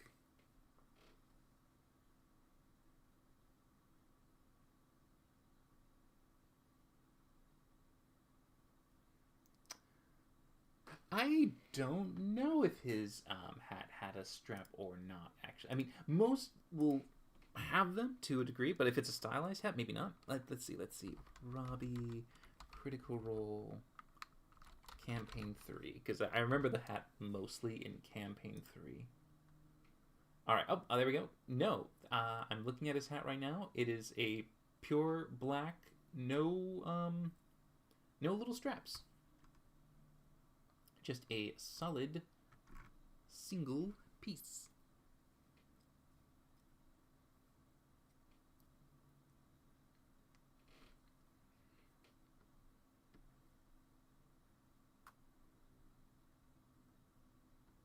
And then if it went back to black,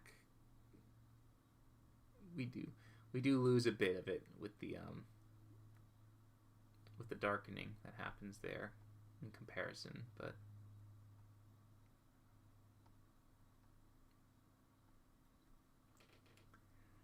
and if he didn't have his strap,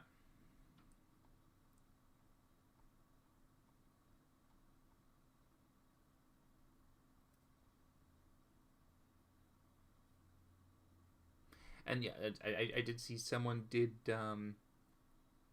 potentially say if we made it blue, like his if we went with the blue for his feathering, like if it matched that way, you would get like a this kind of look. Which, I mean, it's not bad. It definitely has like the kind of version of harmonizing it a bit with the rest of his color scheme. It kind of sandwiches him in the color.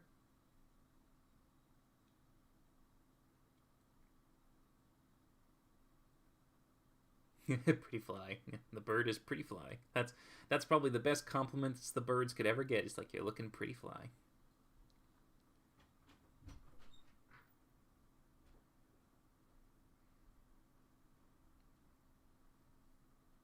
Yeah, let's see, because if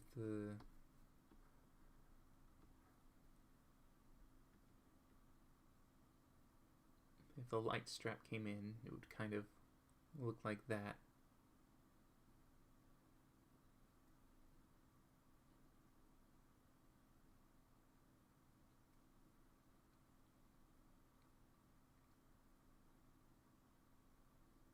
Blue is like matching shoes.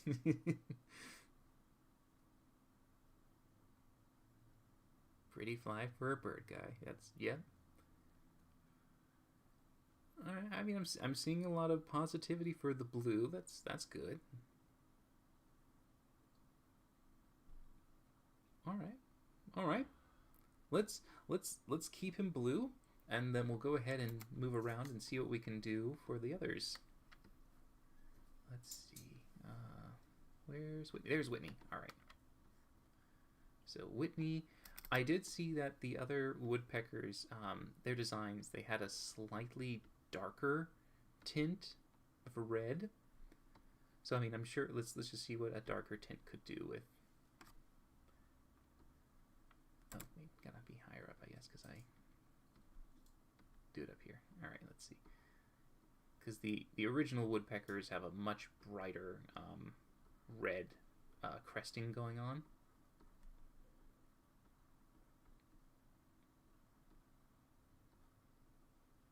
So just a quick peek of, and I know they had like this little like wrap around. So if she went red, like a little darker red, what do we think? Do we still like her pink? I can also put the pink strap around the bottom too, but what do you think?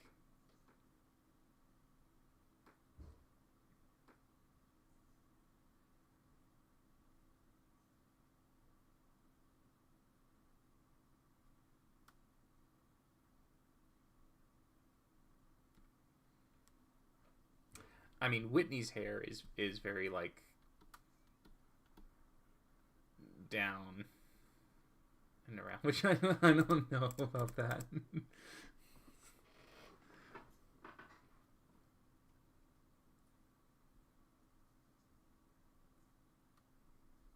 Keep the pink. I like the. Oh gosh. So like a pink, red, pink, red, pink, and if the pink had the wrap around, because I saw that there was this, the woodpeckering had a bit. So the neck around a woodpecker's plumage does kind of give a little mirror image to her hair, because she's got that short cut going on. So you could technically give that like it's almost kind of like a little bit of a nod in that direction.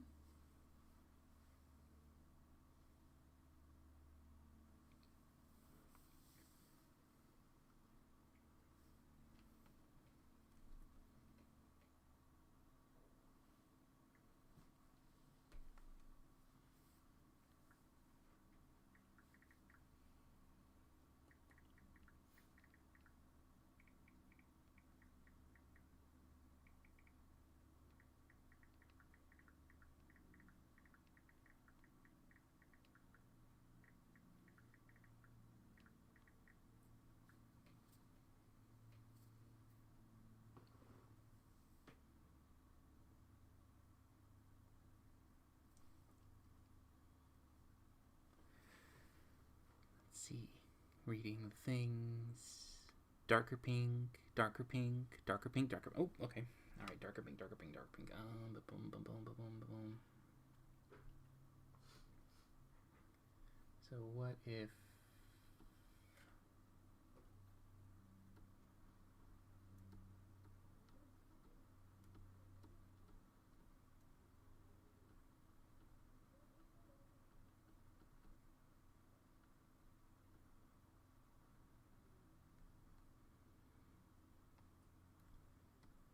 So let's see if we play around with this. So there's that's a little bit better than, then there's like this kind of one where you're getting into more of the hot pinks. They have a little bit more pop to them. This is when it's a little bit more of like a darkening of it.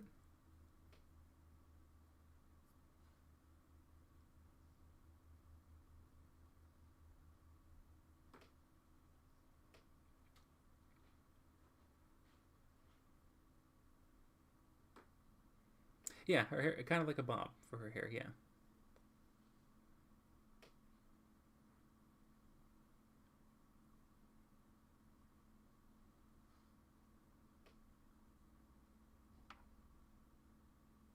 A cream could be made whiter. Hot pink. Oh, hot pink, hot pink.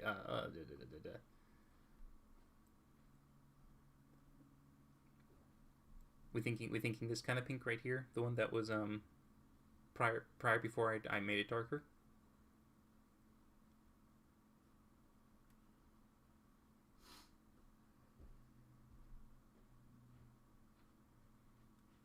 Like there's a pink 2, pink 1, pink 2, pink 1. I know it's a somewhat subtle difference, but you know, the lighter, darker, lighter, darker.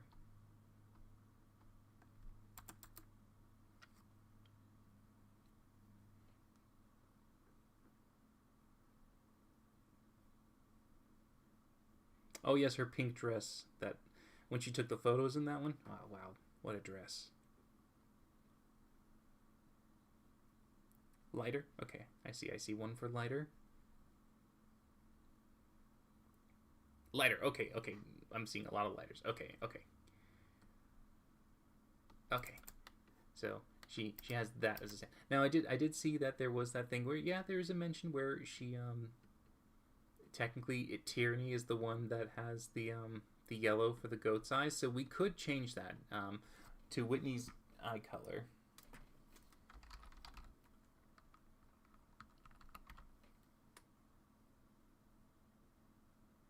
Which is a what is her eye color? Is it a brown or a hazel? Well, it's like a green. It's a green, isn't it? Oh yeah, definite green, absolutely green.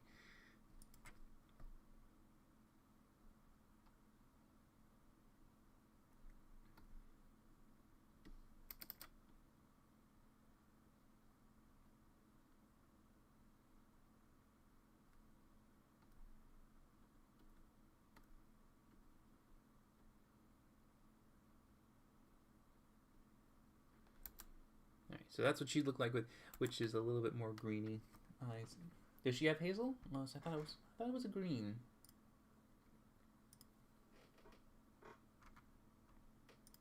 Looking at there, and there's a, yeah, maybe there's a teeny bit of brown in the middle. Oh man, Google Photos. Ah.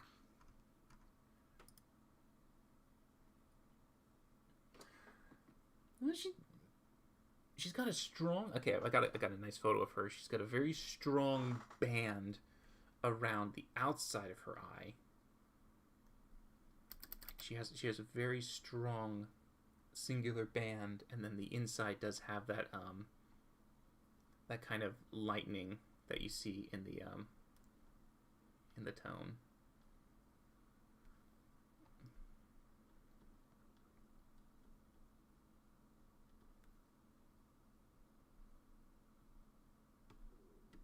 Let's see what happens if I blend them. What color do we start to get?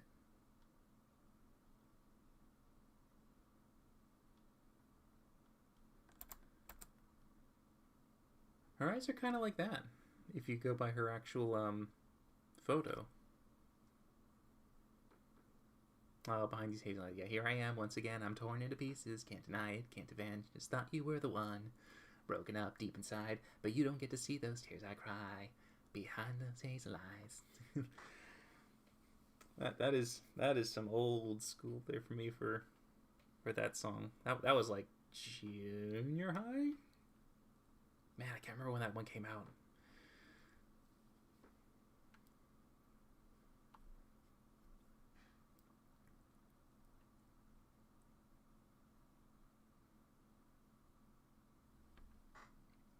You think the freckles should be a slightly different hue to the hair?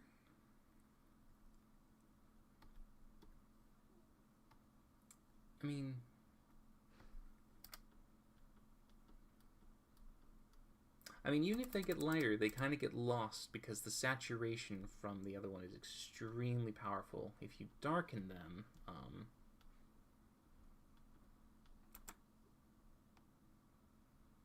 they have a little difference if you darken them. Yeah. A burlesque scarf, feather boa. Yeah, just her and her feather boa. That's kind of a little weird, right? For birds, it's just like I'm wearing a feather boa while I'm covered in feathers. Is this like the equivalent of a human wearing a skin suit, kind of thing?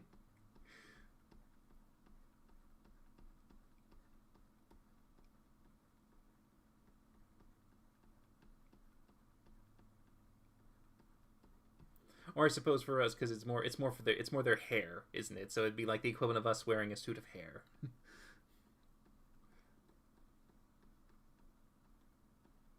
Look at my wigs. Look at my wigs. I got it from that box over there that says extra wigs. Don't they look great?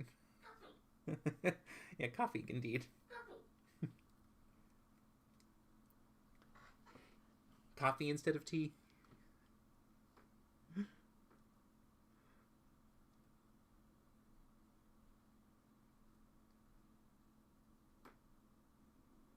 That is true. We do wear leather jackets. Though I assume the leather is most likely from maybe cow or sheep or something like that.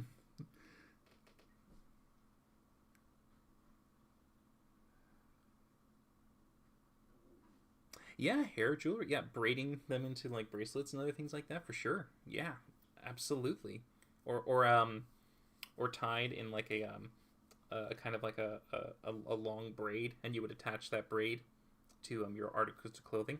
Yeah, you could. There were tons of times where that would happen, like especially keepsakes, too. Like if you wanted to send um, something for like someone to remember you by, you would cut a lock of your hair, and sometimes you would style them into like longer braids or mix them into like little beautiful ties with ribbons and other things. Yeah, for sure.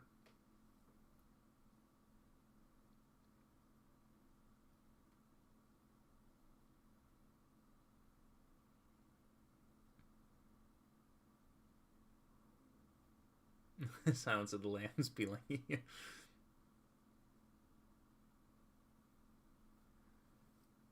so so what do you think? Do you think our Whitney should always be accompanied with a boa, a little pale feather boa, that classic flamingo pink?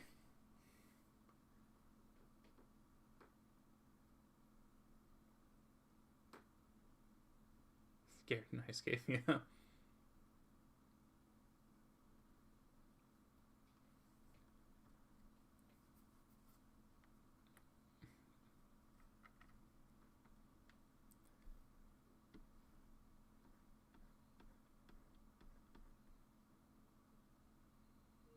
I know it's a simple voting thing, right? Let's do it. Let's do a poll. Let's do a quick poll. Boa? Question mark. Yes and no. All right. Let's just do that. Simple. I like that kind of thing. Polls are great.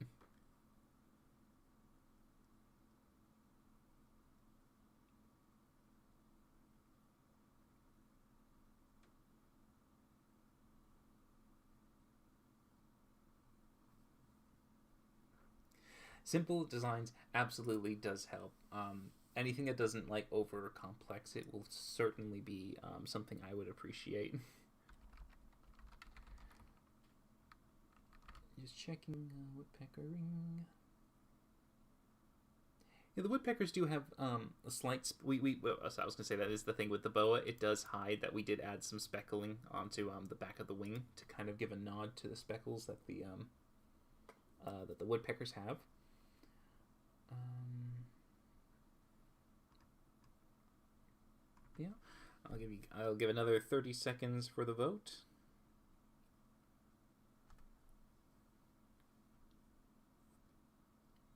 Well, we can definitely have the boa be a little longer. If it's yes for boa, then we will make it longer. Can always have her pull it out at times, yeah, whenever she's like, you know, making a joke about pulling into the burlesque. Nothing wrong with occasionally pulling in an accessory, because I'm sure Sam, like I said, bringing a tankard in from time to time for it. All right, we got a timer on that one. And survey says, wow, that is a close split. That is a very close split. But we'll say no takes the cake. So we will say no, but it doesn't mean that it can't appear sometime down the line. So we could certainly see it appear again. You never know.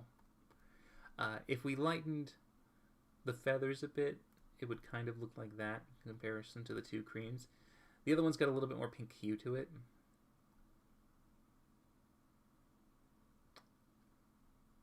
I kind of like it to be a little bit more creamed than white, because it kind of gets the pink to be a bit more suited for the color, because it's that whole kind of thing where if you have this uniformed color scheme where there's like a teeny bit of color existing in all the other colors, it kind of it unifies it a little bit. But I can make it a little lighter as opposed to boom, white. So like if we went like maybe about that much lighter.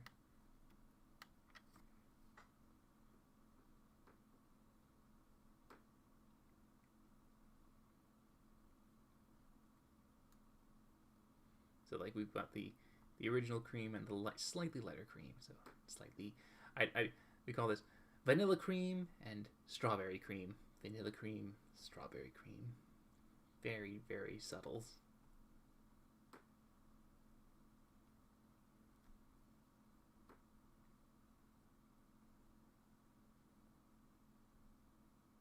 The gala episode, yeah, just to have them walking out looking their absolute best.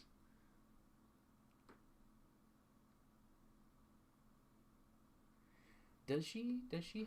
Oh gosh, I've not actually seen Whitney in terms of her full piercings and stuff.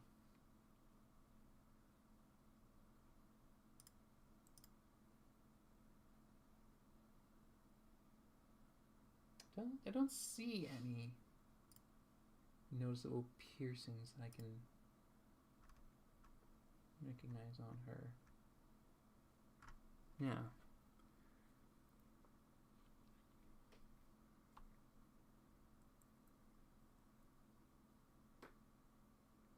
Okay.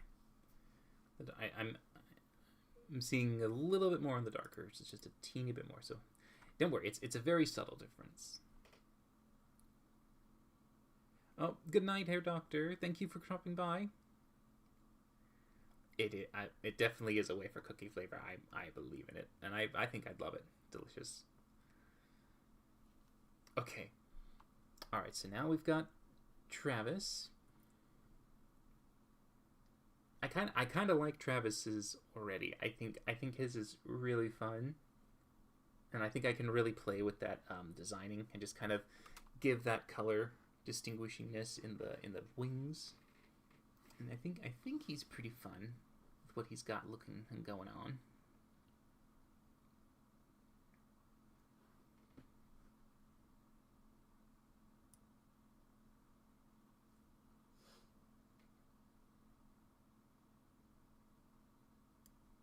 Oh, have a smiley day to you. Thanks for dropping by, Like Cat. Enjoy your sleep, and best of luck in all your classes. Yeah. If there's one thing about Travis, we know that he can be startled easily.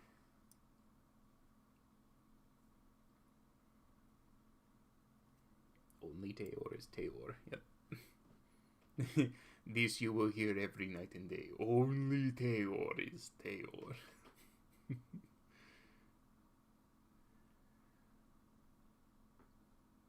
I also like Matt. Oh, now looking at Matt, I did remember because, like I said, when I was on a Twitch stream yesterday, I actually got to officially ask while Alex was there and with the people around the table saying, "Does he wear those straps around his arms?"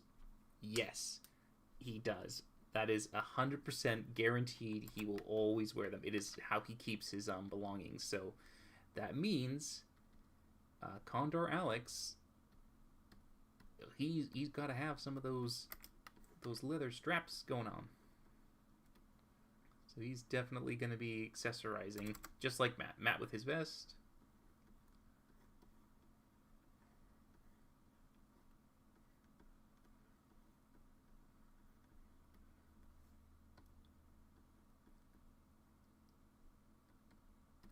And Alex with his little straps.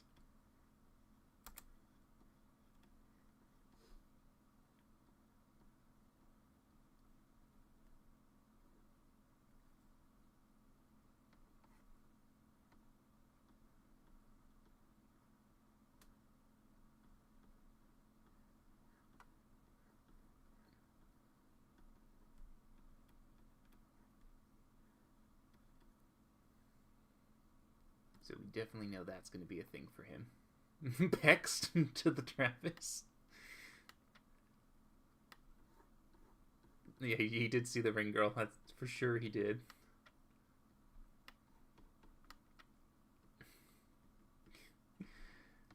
I mean, I don't know how some bird pecs would work for him.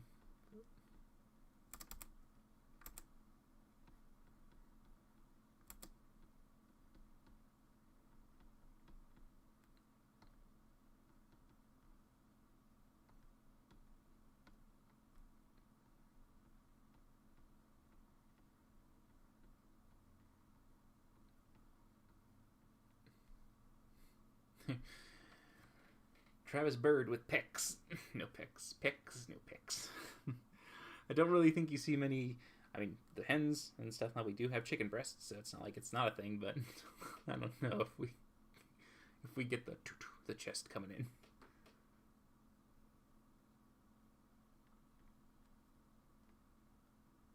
The cow. Yeah, cow wearing a feather boa. Yeah, kind of.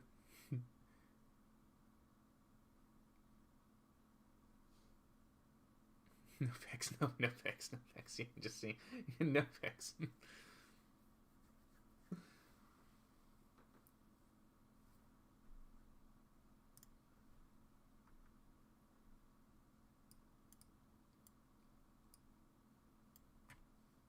He that is quite true. He is not a greater sage grouse with those big boom booms, air sacked lumps.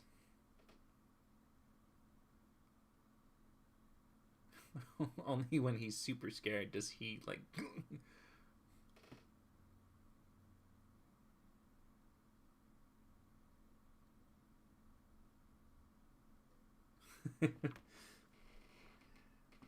I do like how he is how he does we are getting that callback to Sarah and all that like calamity, though obviously we don't want to get like too fixated on him, but I think it has definitely enough of a like you recognize it and go, yeah, that's him. 100% that's him.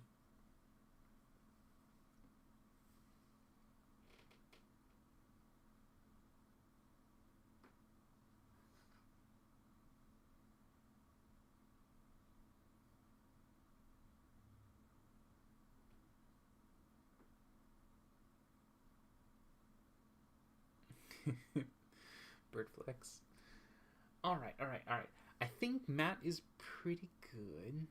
Oh yes, I absolutely saw the trailer. 100%. I mean, that was premiered during Sam's 24-hour stream. Impossible to miss. It was phenomenal.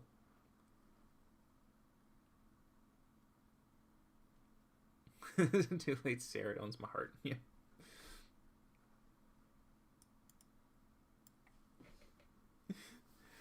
But let's see. I think Matt's pretty good. I liked a little bit of feathering that we had on the back for him to give like a kind of nod to his luscious hair that we've got, and we got him in his vest and his little bracelets around his legs, which is fun. A different shade of gray, you think, for a Bria's bird? Like a darker shade, or a little more saturated, desaturated? What do you think?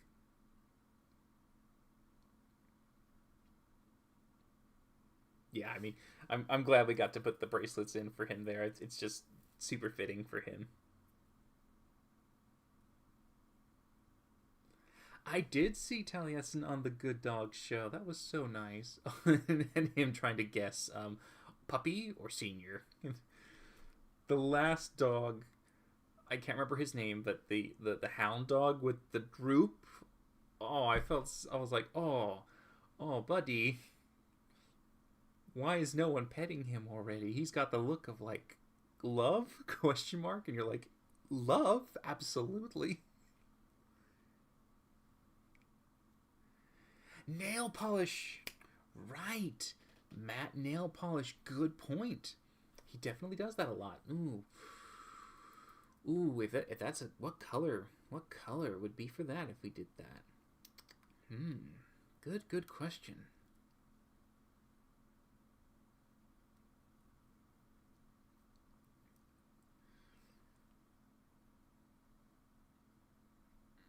The mad signs, yes. Yeah, very much.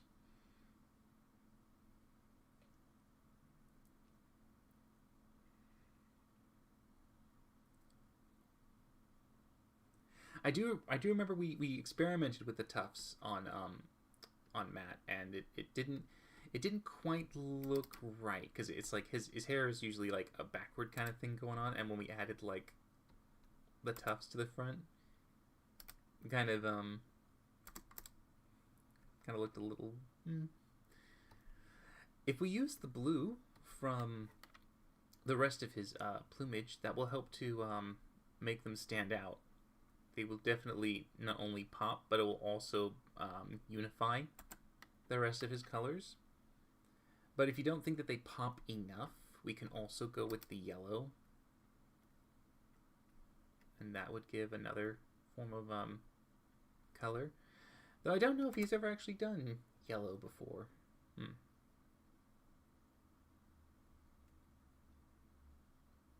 And then the red for the wingtip. If we did a red, the red would look a bit more like this.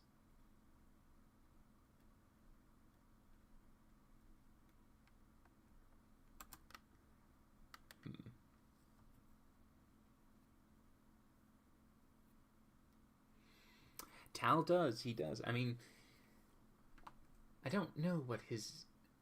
Does Tal usually do black nail polish, or does he actually do color? Matt has done a lot of black nail polish recently, I think. Hard to remember.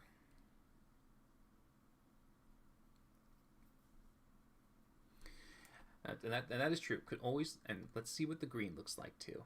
Just to give a quick green. Oh, green kind of gets lost.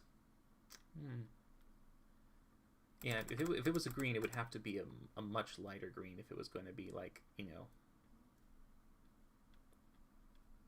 it was going to stand out. It would have to be like a... Whatever that. White nail polish. That's an interesting thing. I mean, let's see. What would the white look like?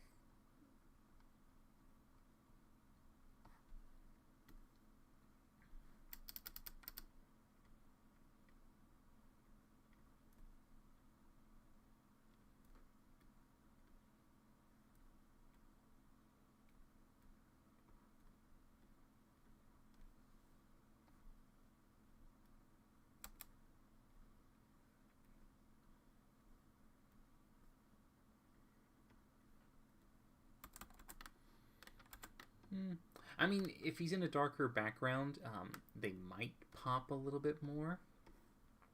Like, if they were something we could see him, like, standing on, in a sense.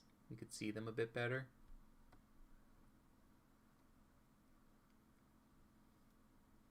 But then at that point, you could also think that it's just a bone white kind of thing, because sometimes people think that, I suppose.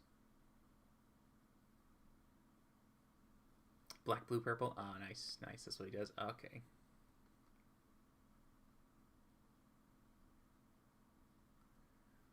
Purple, yeah. Purple. Let's see what a purple would do.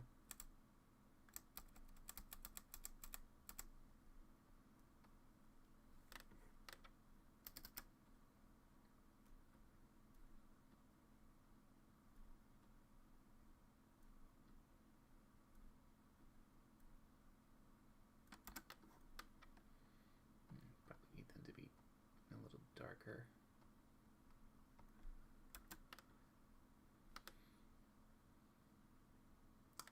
I guess the dark kind of gets lost a little bit.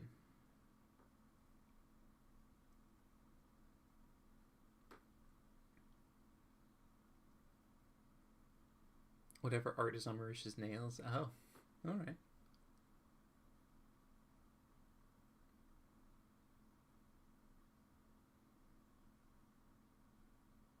We don't want to go too crazy on the details, though. Of course, no like extra pinning and stuff like that.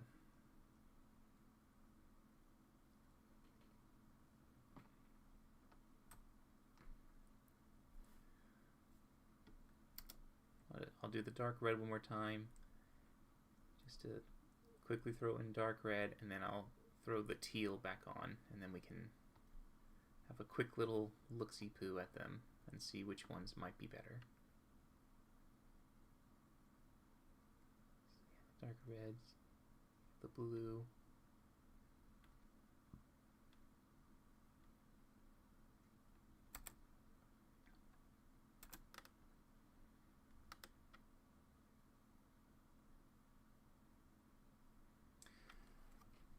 I'll pull up a picture of Abria so I can make sure to actually look at some of her stylings.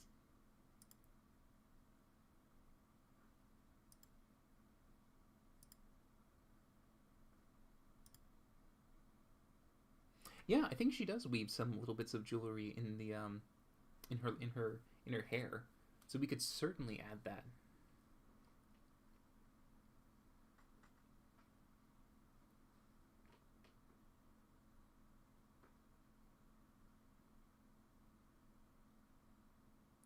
On his tiny leather strap.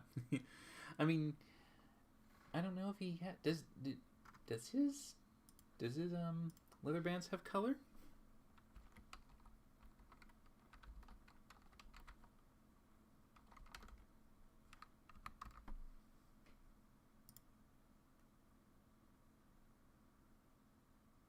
Well, it looks like they're all pretty brown leather. I don't see much. He does have occasionally some beads. A couple times I can see a bead coming in here and there. Mostly leather though. Mostly leather.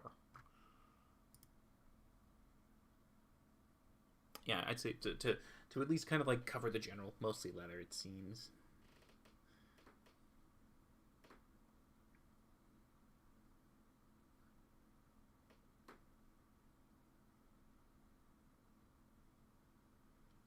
I'll do a quick poll for Matt real quick. Let's just do a quick one for his nails. Let's go between the three that we had.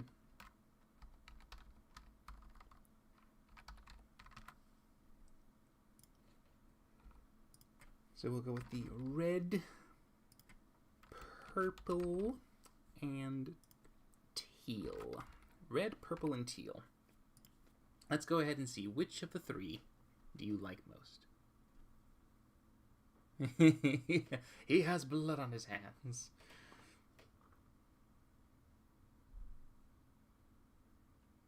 All right, I'll go ahead and I'll give it a quick 30 seconds for voting.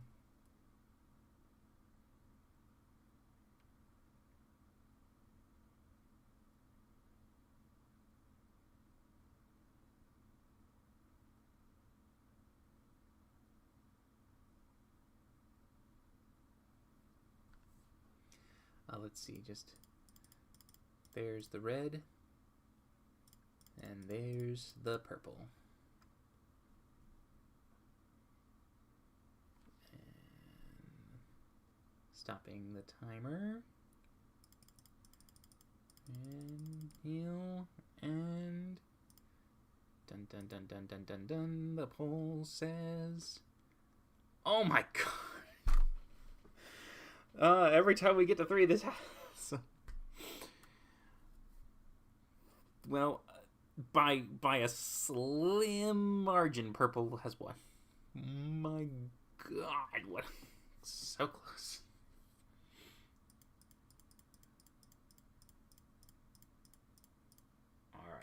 Purple. We sticking with purple. All right.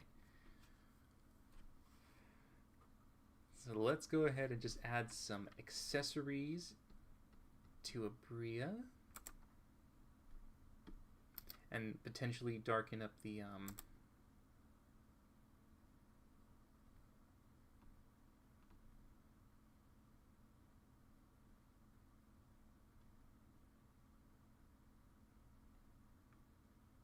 let's see if we made the gray a little darker.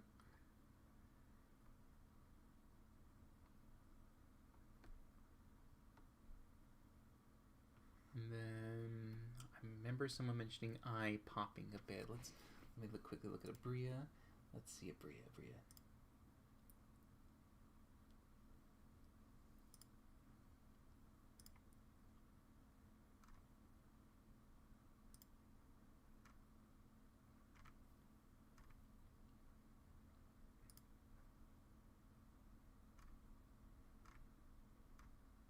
Bria, the lovely lady. She does some good, strong colors for her eyeshadows, for sure.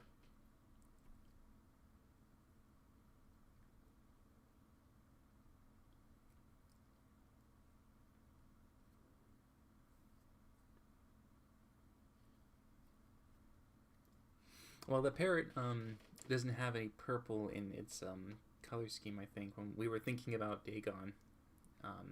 But yeah, but the purple's fine. We can certainly give it enough of what you would call a splash of color to kind of mix and match and kind of give his entire aesthetic a nice boom. 1 silver ring claw. Alex, all right, yeah.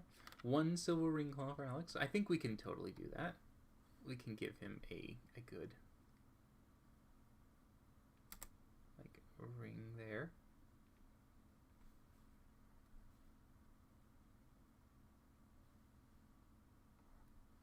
Just kind of like remember that detail. Give him a ring.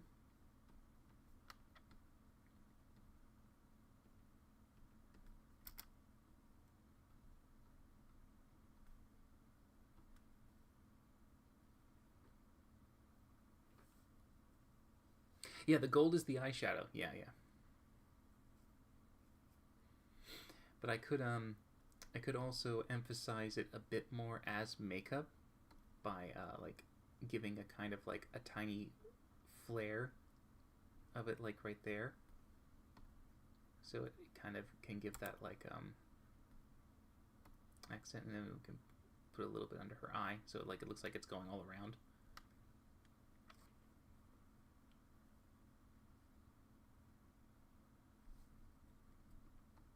But yeah, I can also make sure to give her some good eyelashing too, like when we actually detail her up.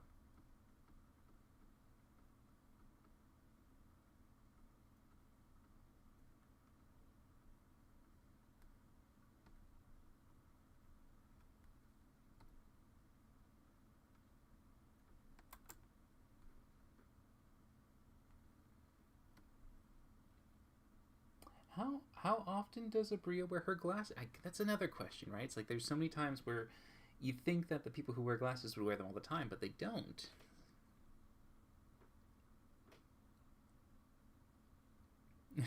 Alex's bracelets, yeah.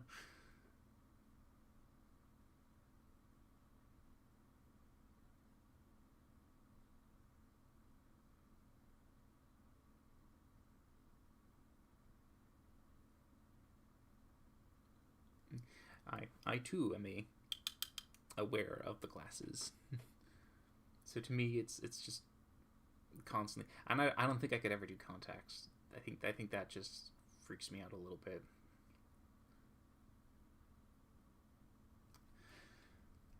Let's see, what would an underliner of green look like if we added that little bit of like undertone. That adds a little nice kind of like harmony. Brings up the green from the previous plumage. You can give that like sparkle, that little bit of extra pop to the eye.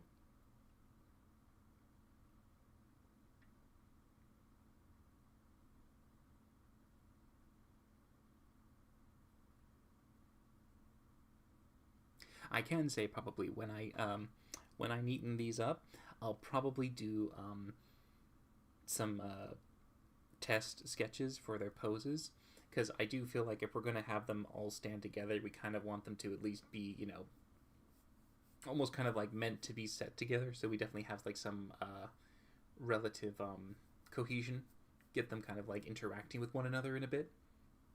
So probably I will and like for instance, because Sam is very side profile, we probably want to get more of like a 3/4 for his pattern on his chest. So definitely we'll have a lot of play around.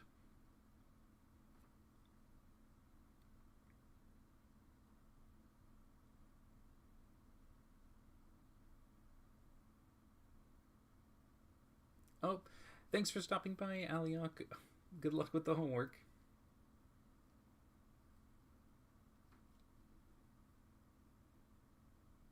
Does Alex get the eye? I mean, fair point, right? That there is a kind of like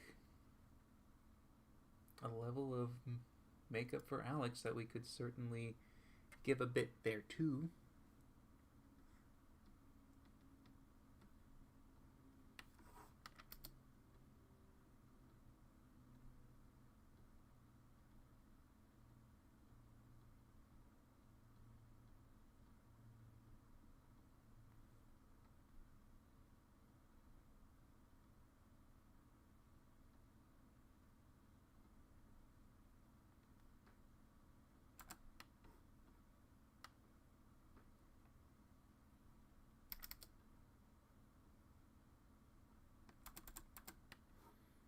Give his eyes a little more of an outline. Now, everyone has a lot of good color difference. I think Ashley might need something. What do you guys think? Kiwi Ashley. Is there anything we can give her to kind of let her show off more of her individuality? We can't obviously go too crazy on like carrying accessories and things like that, but I mean anything that does she wear anything that we can wrap around the legs? Anything like that?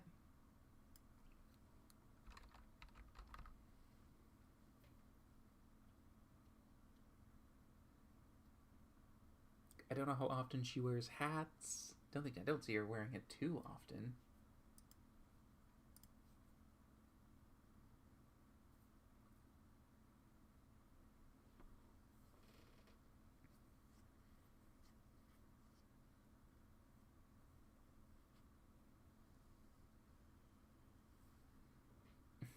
Ashley eyebrows. I mean, the question being obviously, if you did eyebrows, like, would they be a lighter eyebrow, or would they be closer to what she has, which are darker eyebrows?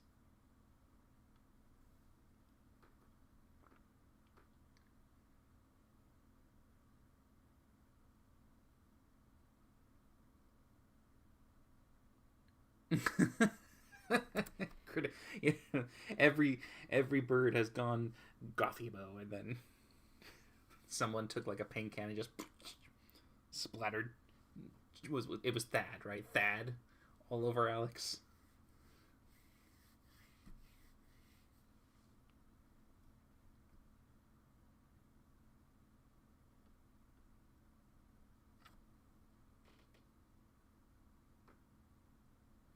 She does have her terrified moments that.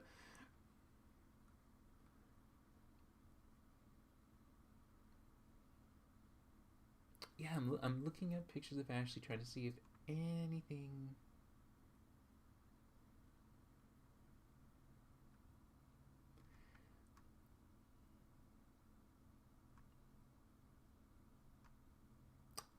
Another person also who will wear glasses sometimes but doesn't really wear them. Laura, I think Laura's the only one who I think actually wears her glasses near enough all the time, right? Like she's probably the one of the ones that wears them more than the rest. But a lot of times that she will also like opt out of her glasses. But like if I remember anyone at the table wearing their glasses more often than not, it would have been Laura. She does wear baseball caps, right? But yeah, but if we tipped the wings, by the way, I mean,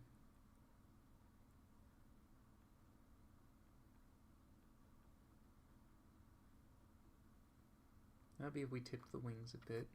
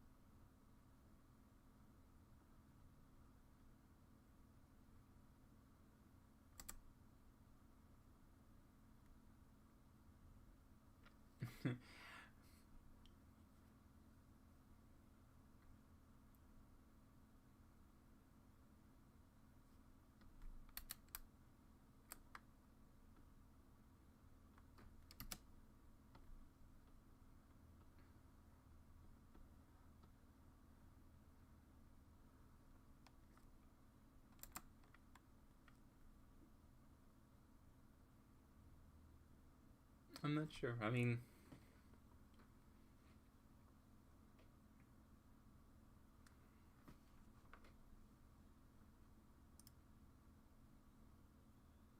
kerf on the cap. Kerf.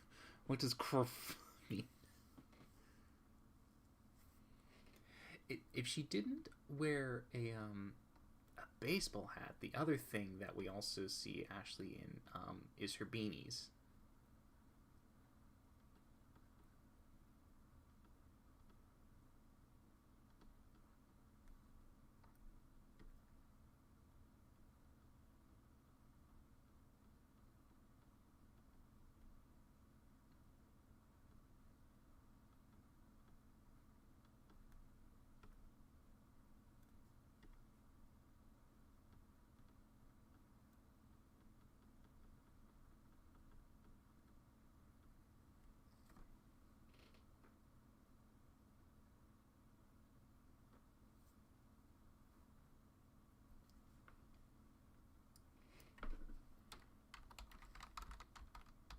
Just checking out the CR Roll Foundation.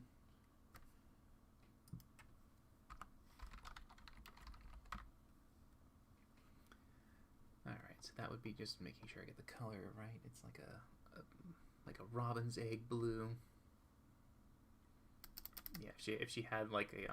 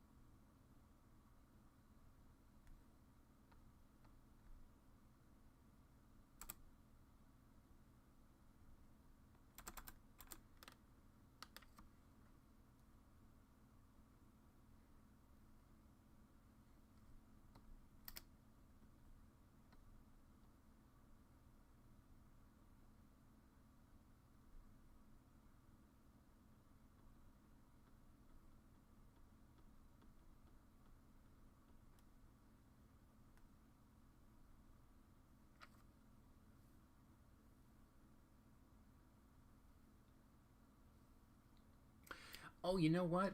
You know what? I might not necessarily like the idea of blocking her head a bit, but what if we had the Critical Role foundation like a warmer, like a bracelet, a wrist warmer? What if we had that down there for her instead? Like she has her little leg warmers.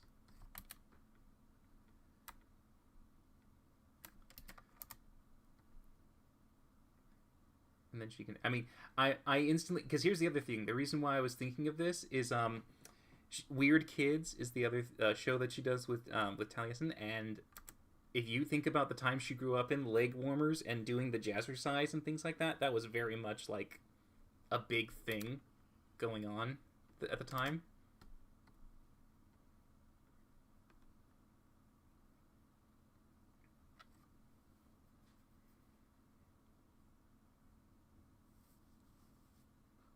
I can change the colors around a bit. I can probably also make it, maybe make them white too, in terms of like the for the color contrast. And I'll play around with that because I know there's also like a darker blue for like the background of her of the foundation, so they have like a bit of a different thing. But I think I can match the colors that they have on their foundation and probably apply it there. And she loves her scrunchy socks, right? Exactly, yeah. And she loves her socks. So wouldn't that be cool? We definitely have to get the right ones for her for sure. Do you think we should do like a mismatch kind of thing where like their one's different from the other ones, like the Critical Role Foundation, the other one could be something else?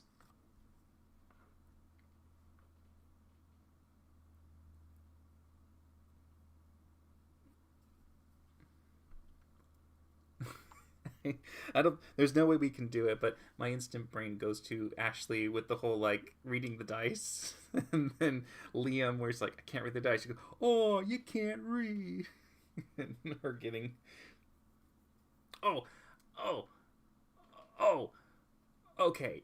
It might be a stretch. It might be a stretch, but I mean, I don't know the colors yet necessarily. But what if the other one?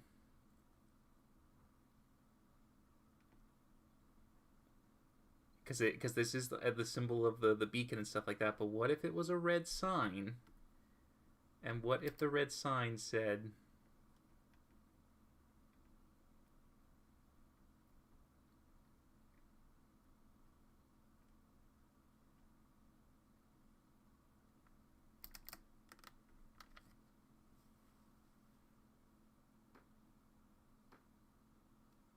And what if the red sign said stop it?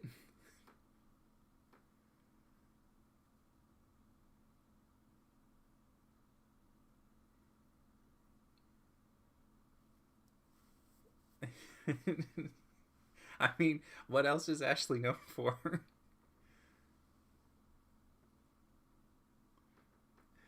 Stop it is instead of saying bless you when people sneeze, she says stop it instead. And it got so renowned that they said that like one of these days we're gonna do a live show and someone's gonna sneeze and everyone in the audience is gonna yell stop it, and it happened. Yeah, it was mainly to Sam. Sam was the one who was the target of it the majority of the time.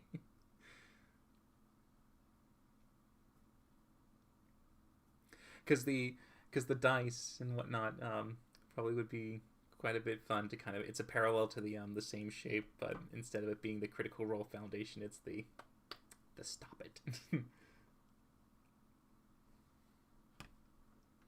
But I can definitely refine it a bit more. But we can give her maybe something like that as some coloring. Though I do now wonder if we take away the blonding on the wings, it does let the socks stand out a bit more because you don't get a break in the two. You kind of get this quick top and bottom kind of feel, so you easily can just like cycle between. You don't get like road bumped every time you look through the wing.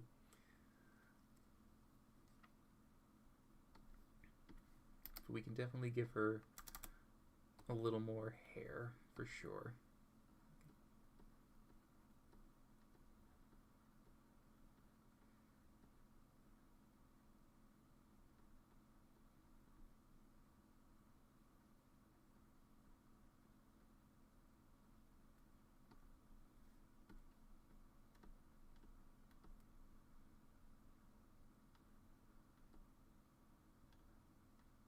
What do you think if we added that, or is that too much? It's like that's what it was before. I'm a little preferential to the less. Actually, I kind of like it as just a tiny little top part. I'm not sure.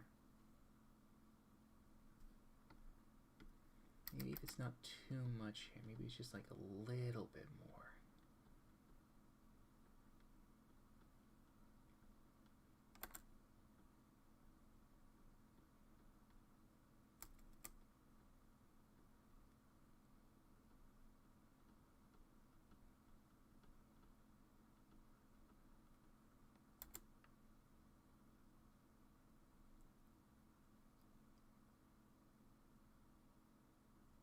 Oh, thank you. That's nice. I'm so glad to hear that.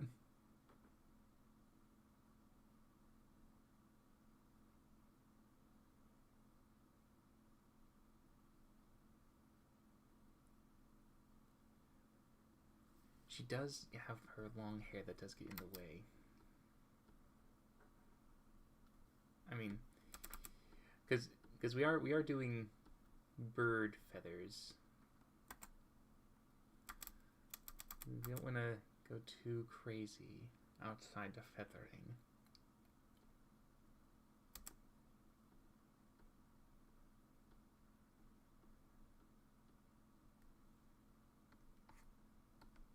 If we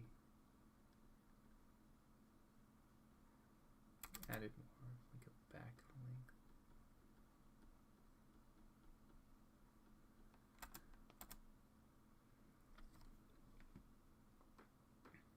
What if it was a little like that? What do you think? Too much?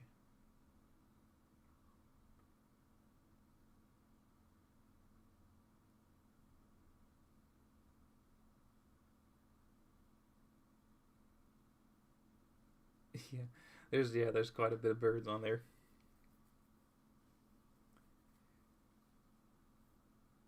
She is a kiwi. That's right. She is a kiwi. Louise ended up being a nightjar.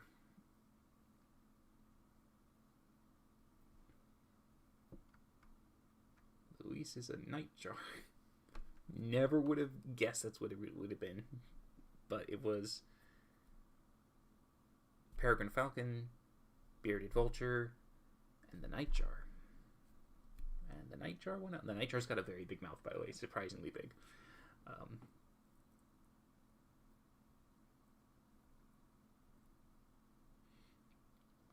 I am curious as to if we added more dye to her spottage, if that would take away from the row that existed, because if you add in more, it's like the shapes get a little like clustered, and I wonder if you lose the symbology of the dice, like, because the row of dice is very all of them kind of thing.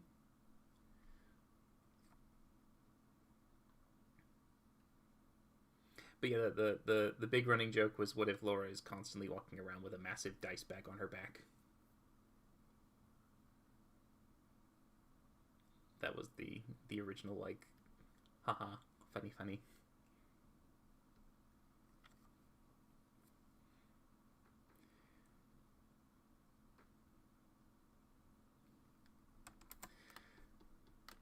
But I will say it is coming to that time where I have to do the survival, feed the engine fuel, lunch, get all the nom noms, get everything here to keep on living. So I think I'll make sure to save it here, and I will probably go ahead and give them a cleanup. And from the cleanup, at least, we can have a bit more, like, what you would call clarity in the designs, because we can then see where patterns can, like, really shine, because they'll be much more clear and placed, along with the other feathers and stuff like that. So, but yeah, we can play around with the dice bag, just her being with a dice bag at all times, or just her playing around with dice. Like literally, her dove is just constantly having a certain dice with her at all times whenever she's doing table talk, stuff like that. Anytime there's a roll that's happening and Laura's about to roll her dice and she goes, "Oh, which one? Which one? Which one?" She can literally have her sticking her head in a big bag.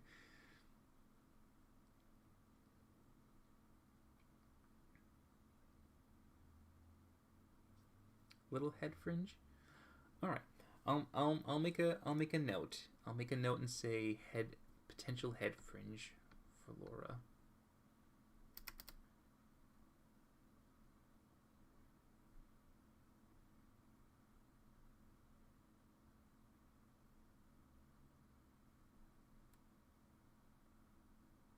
All right. I wrote that down so I won't forget it.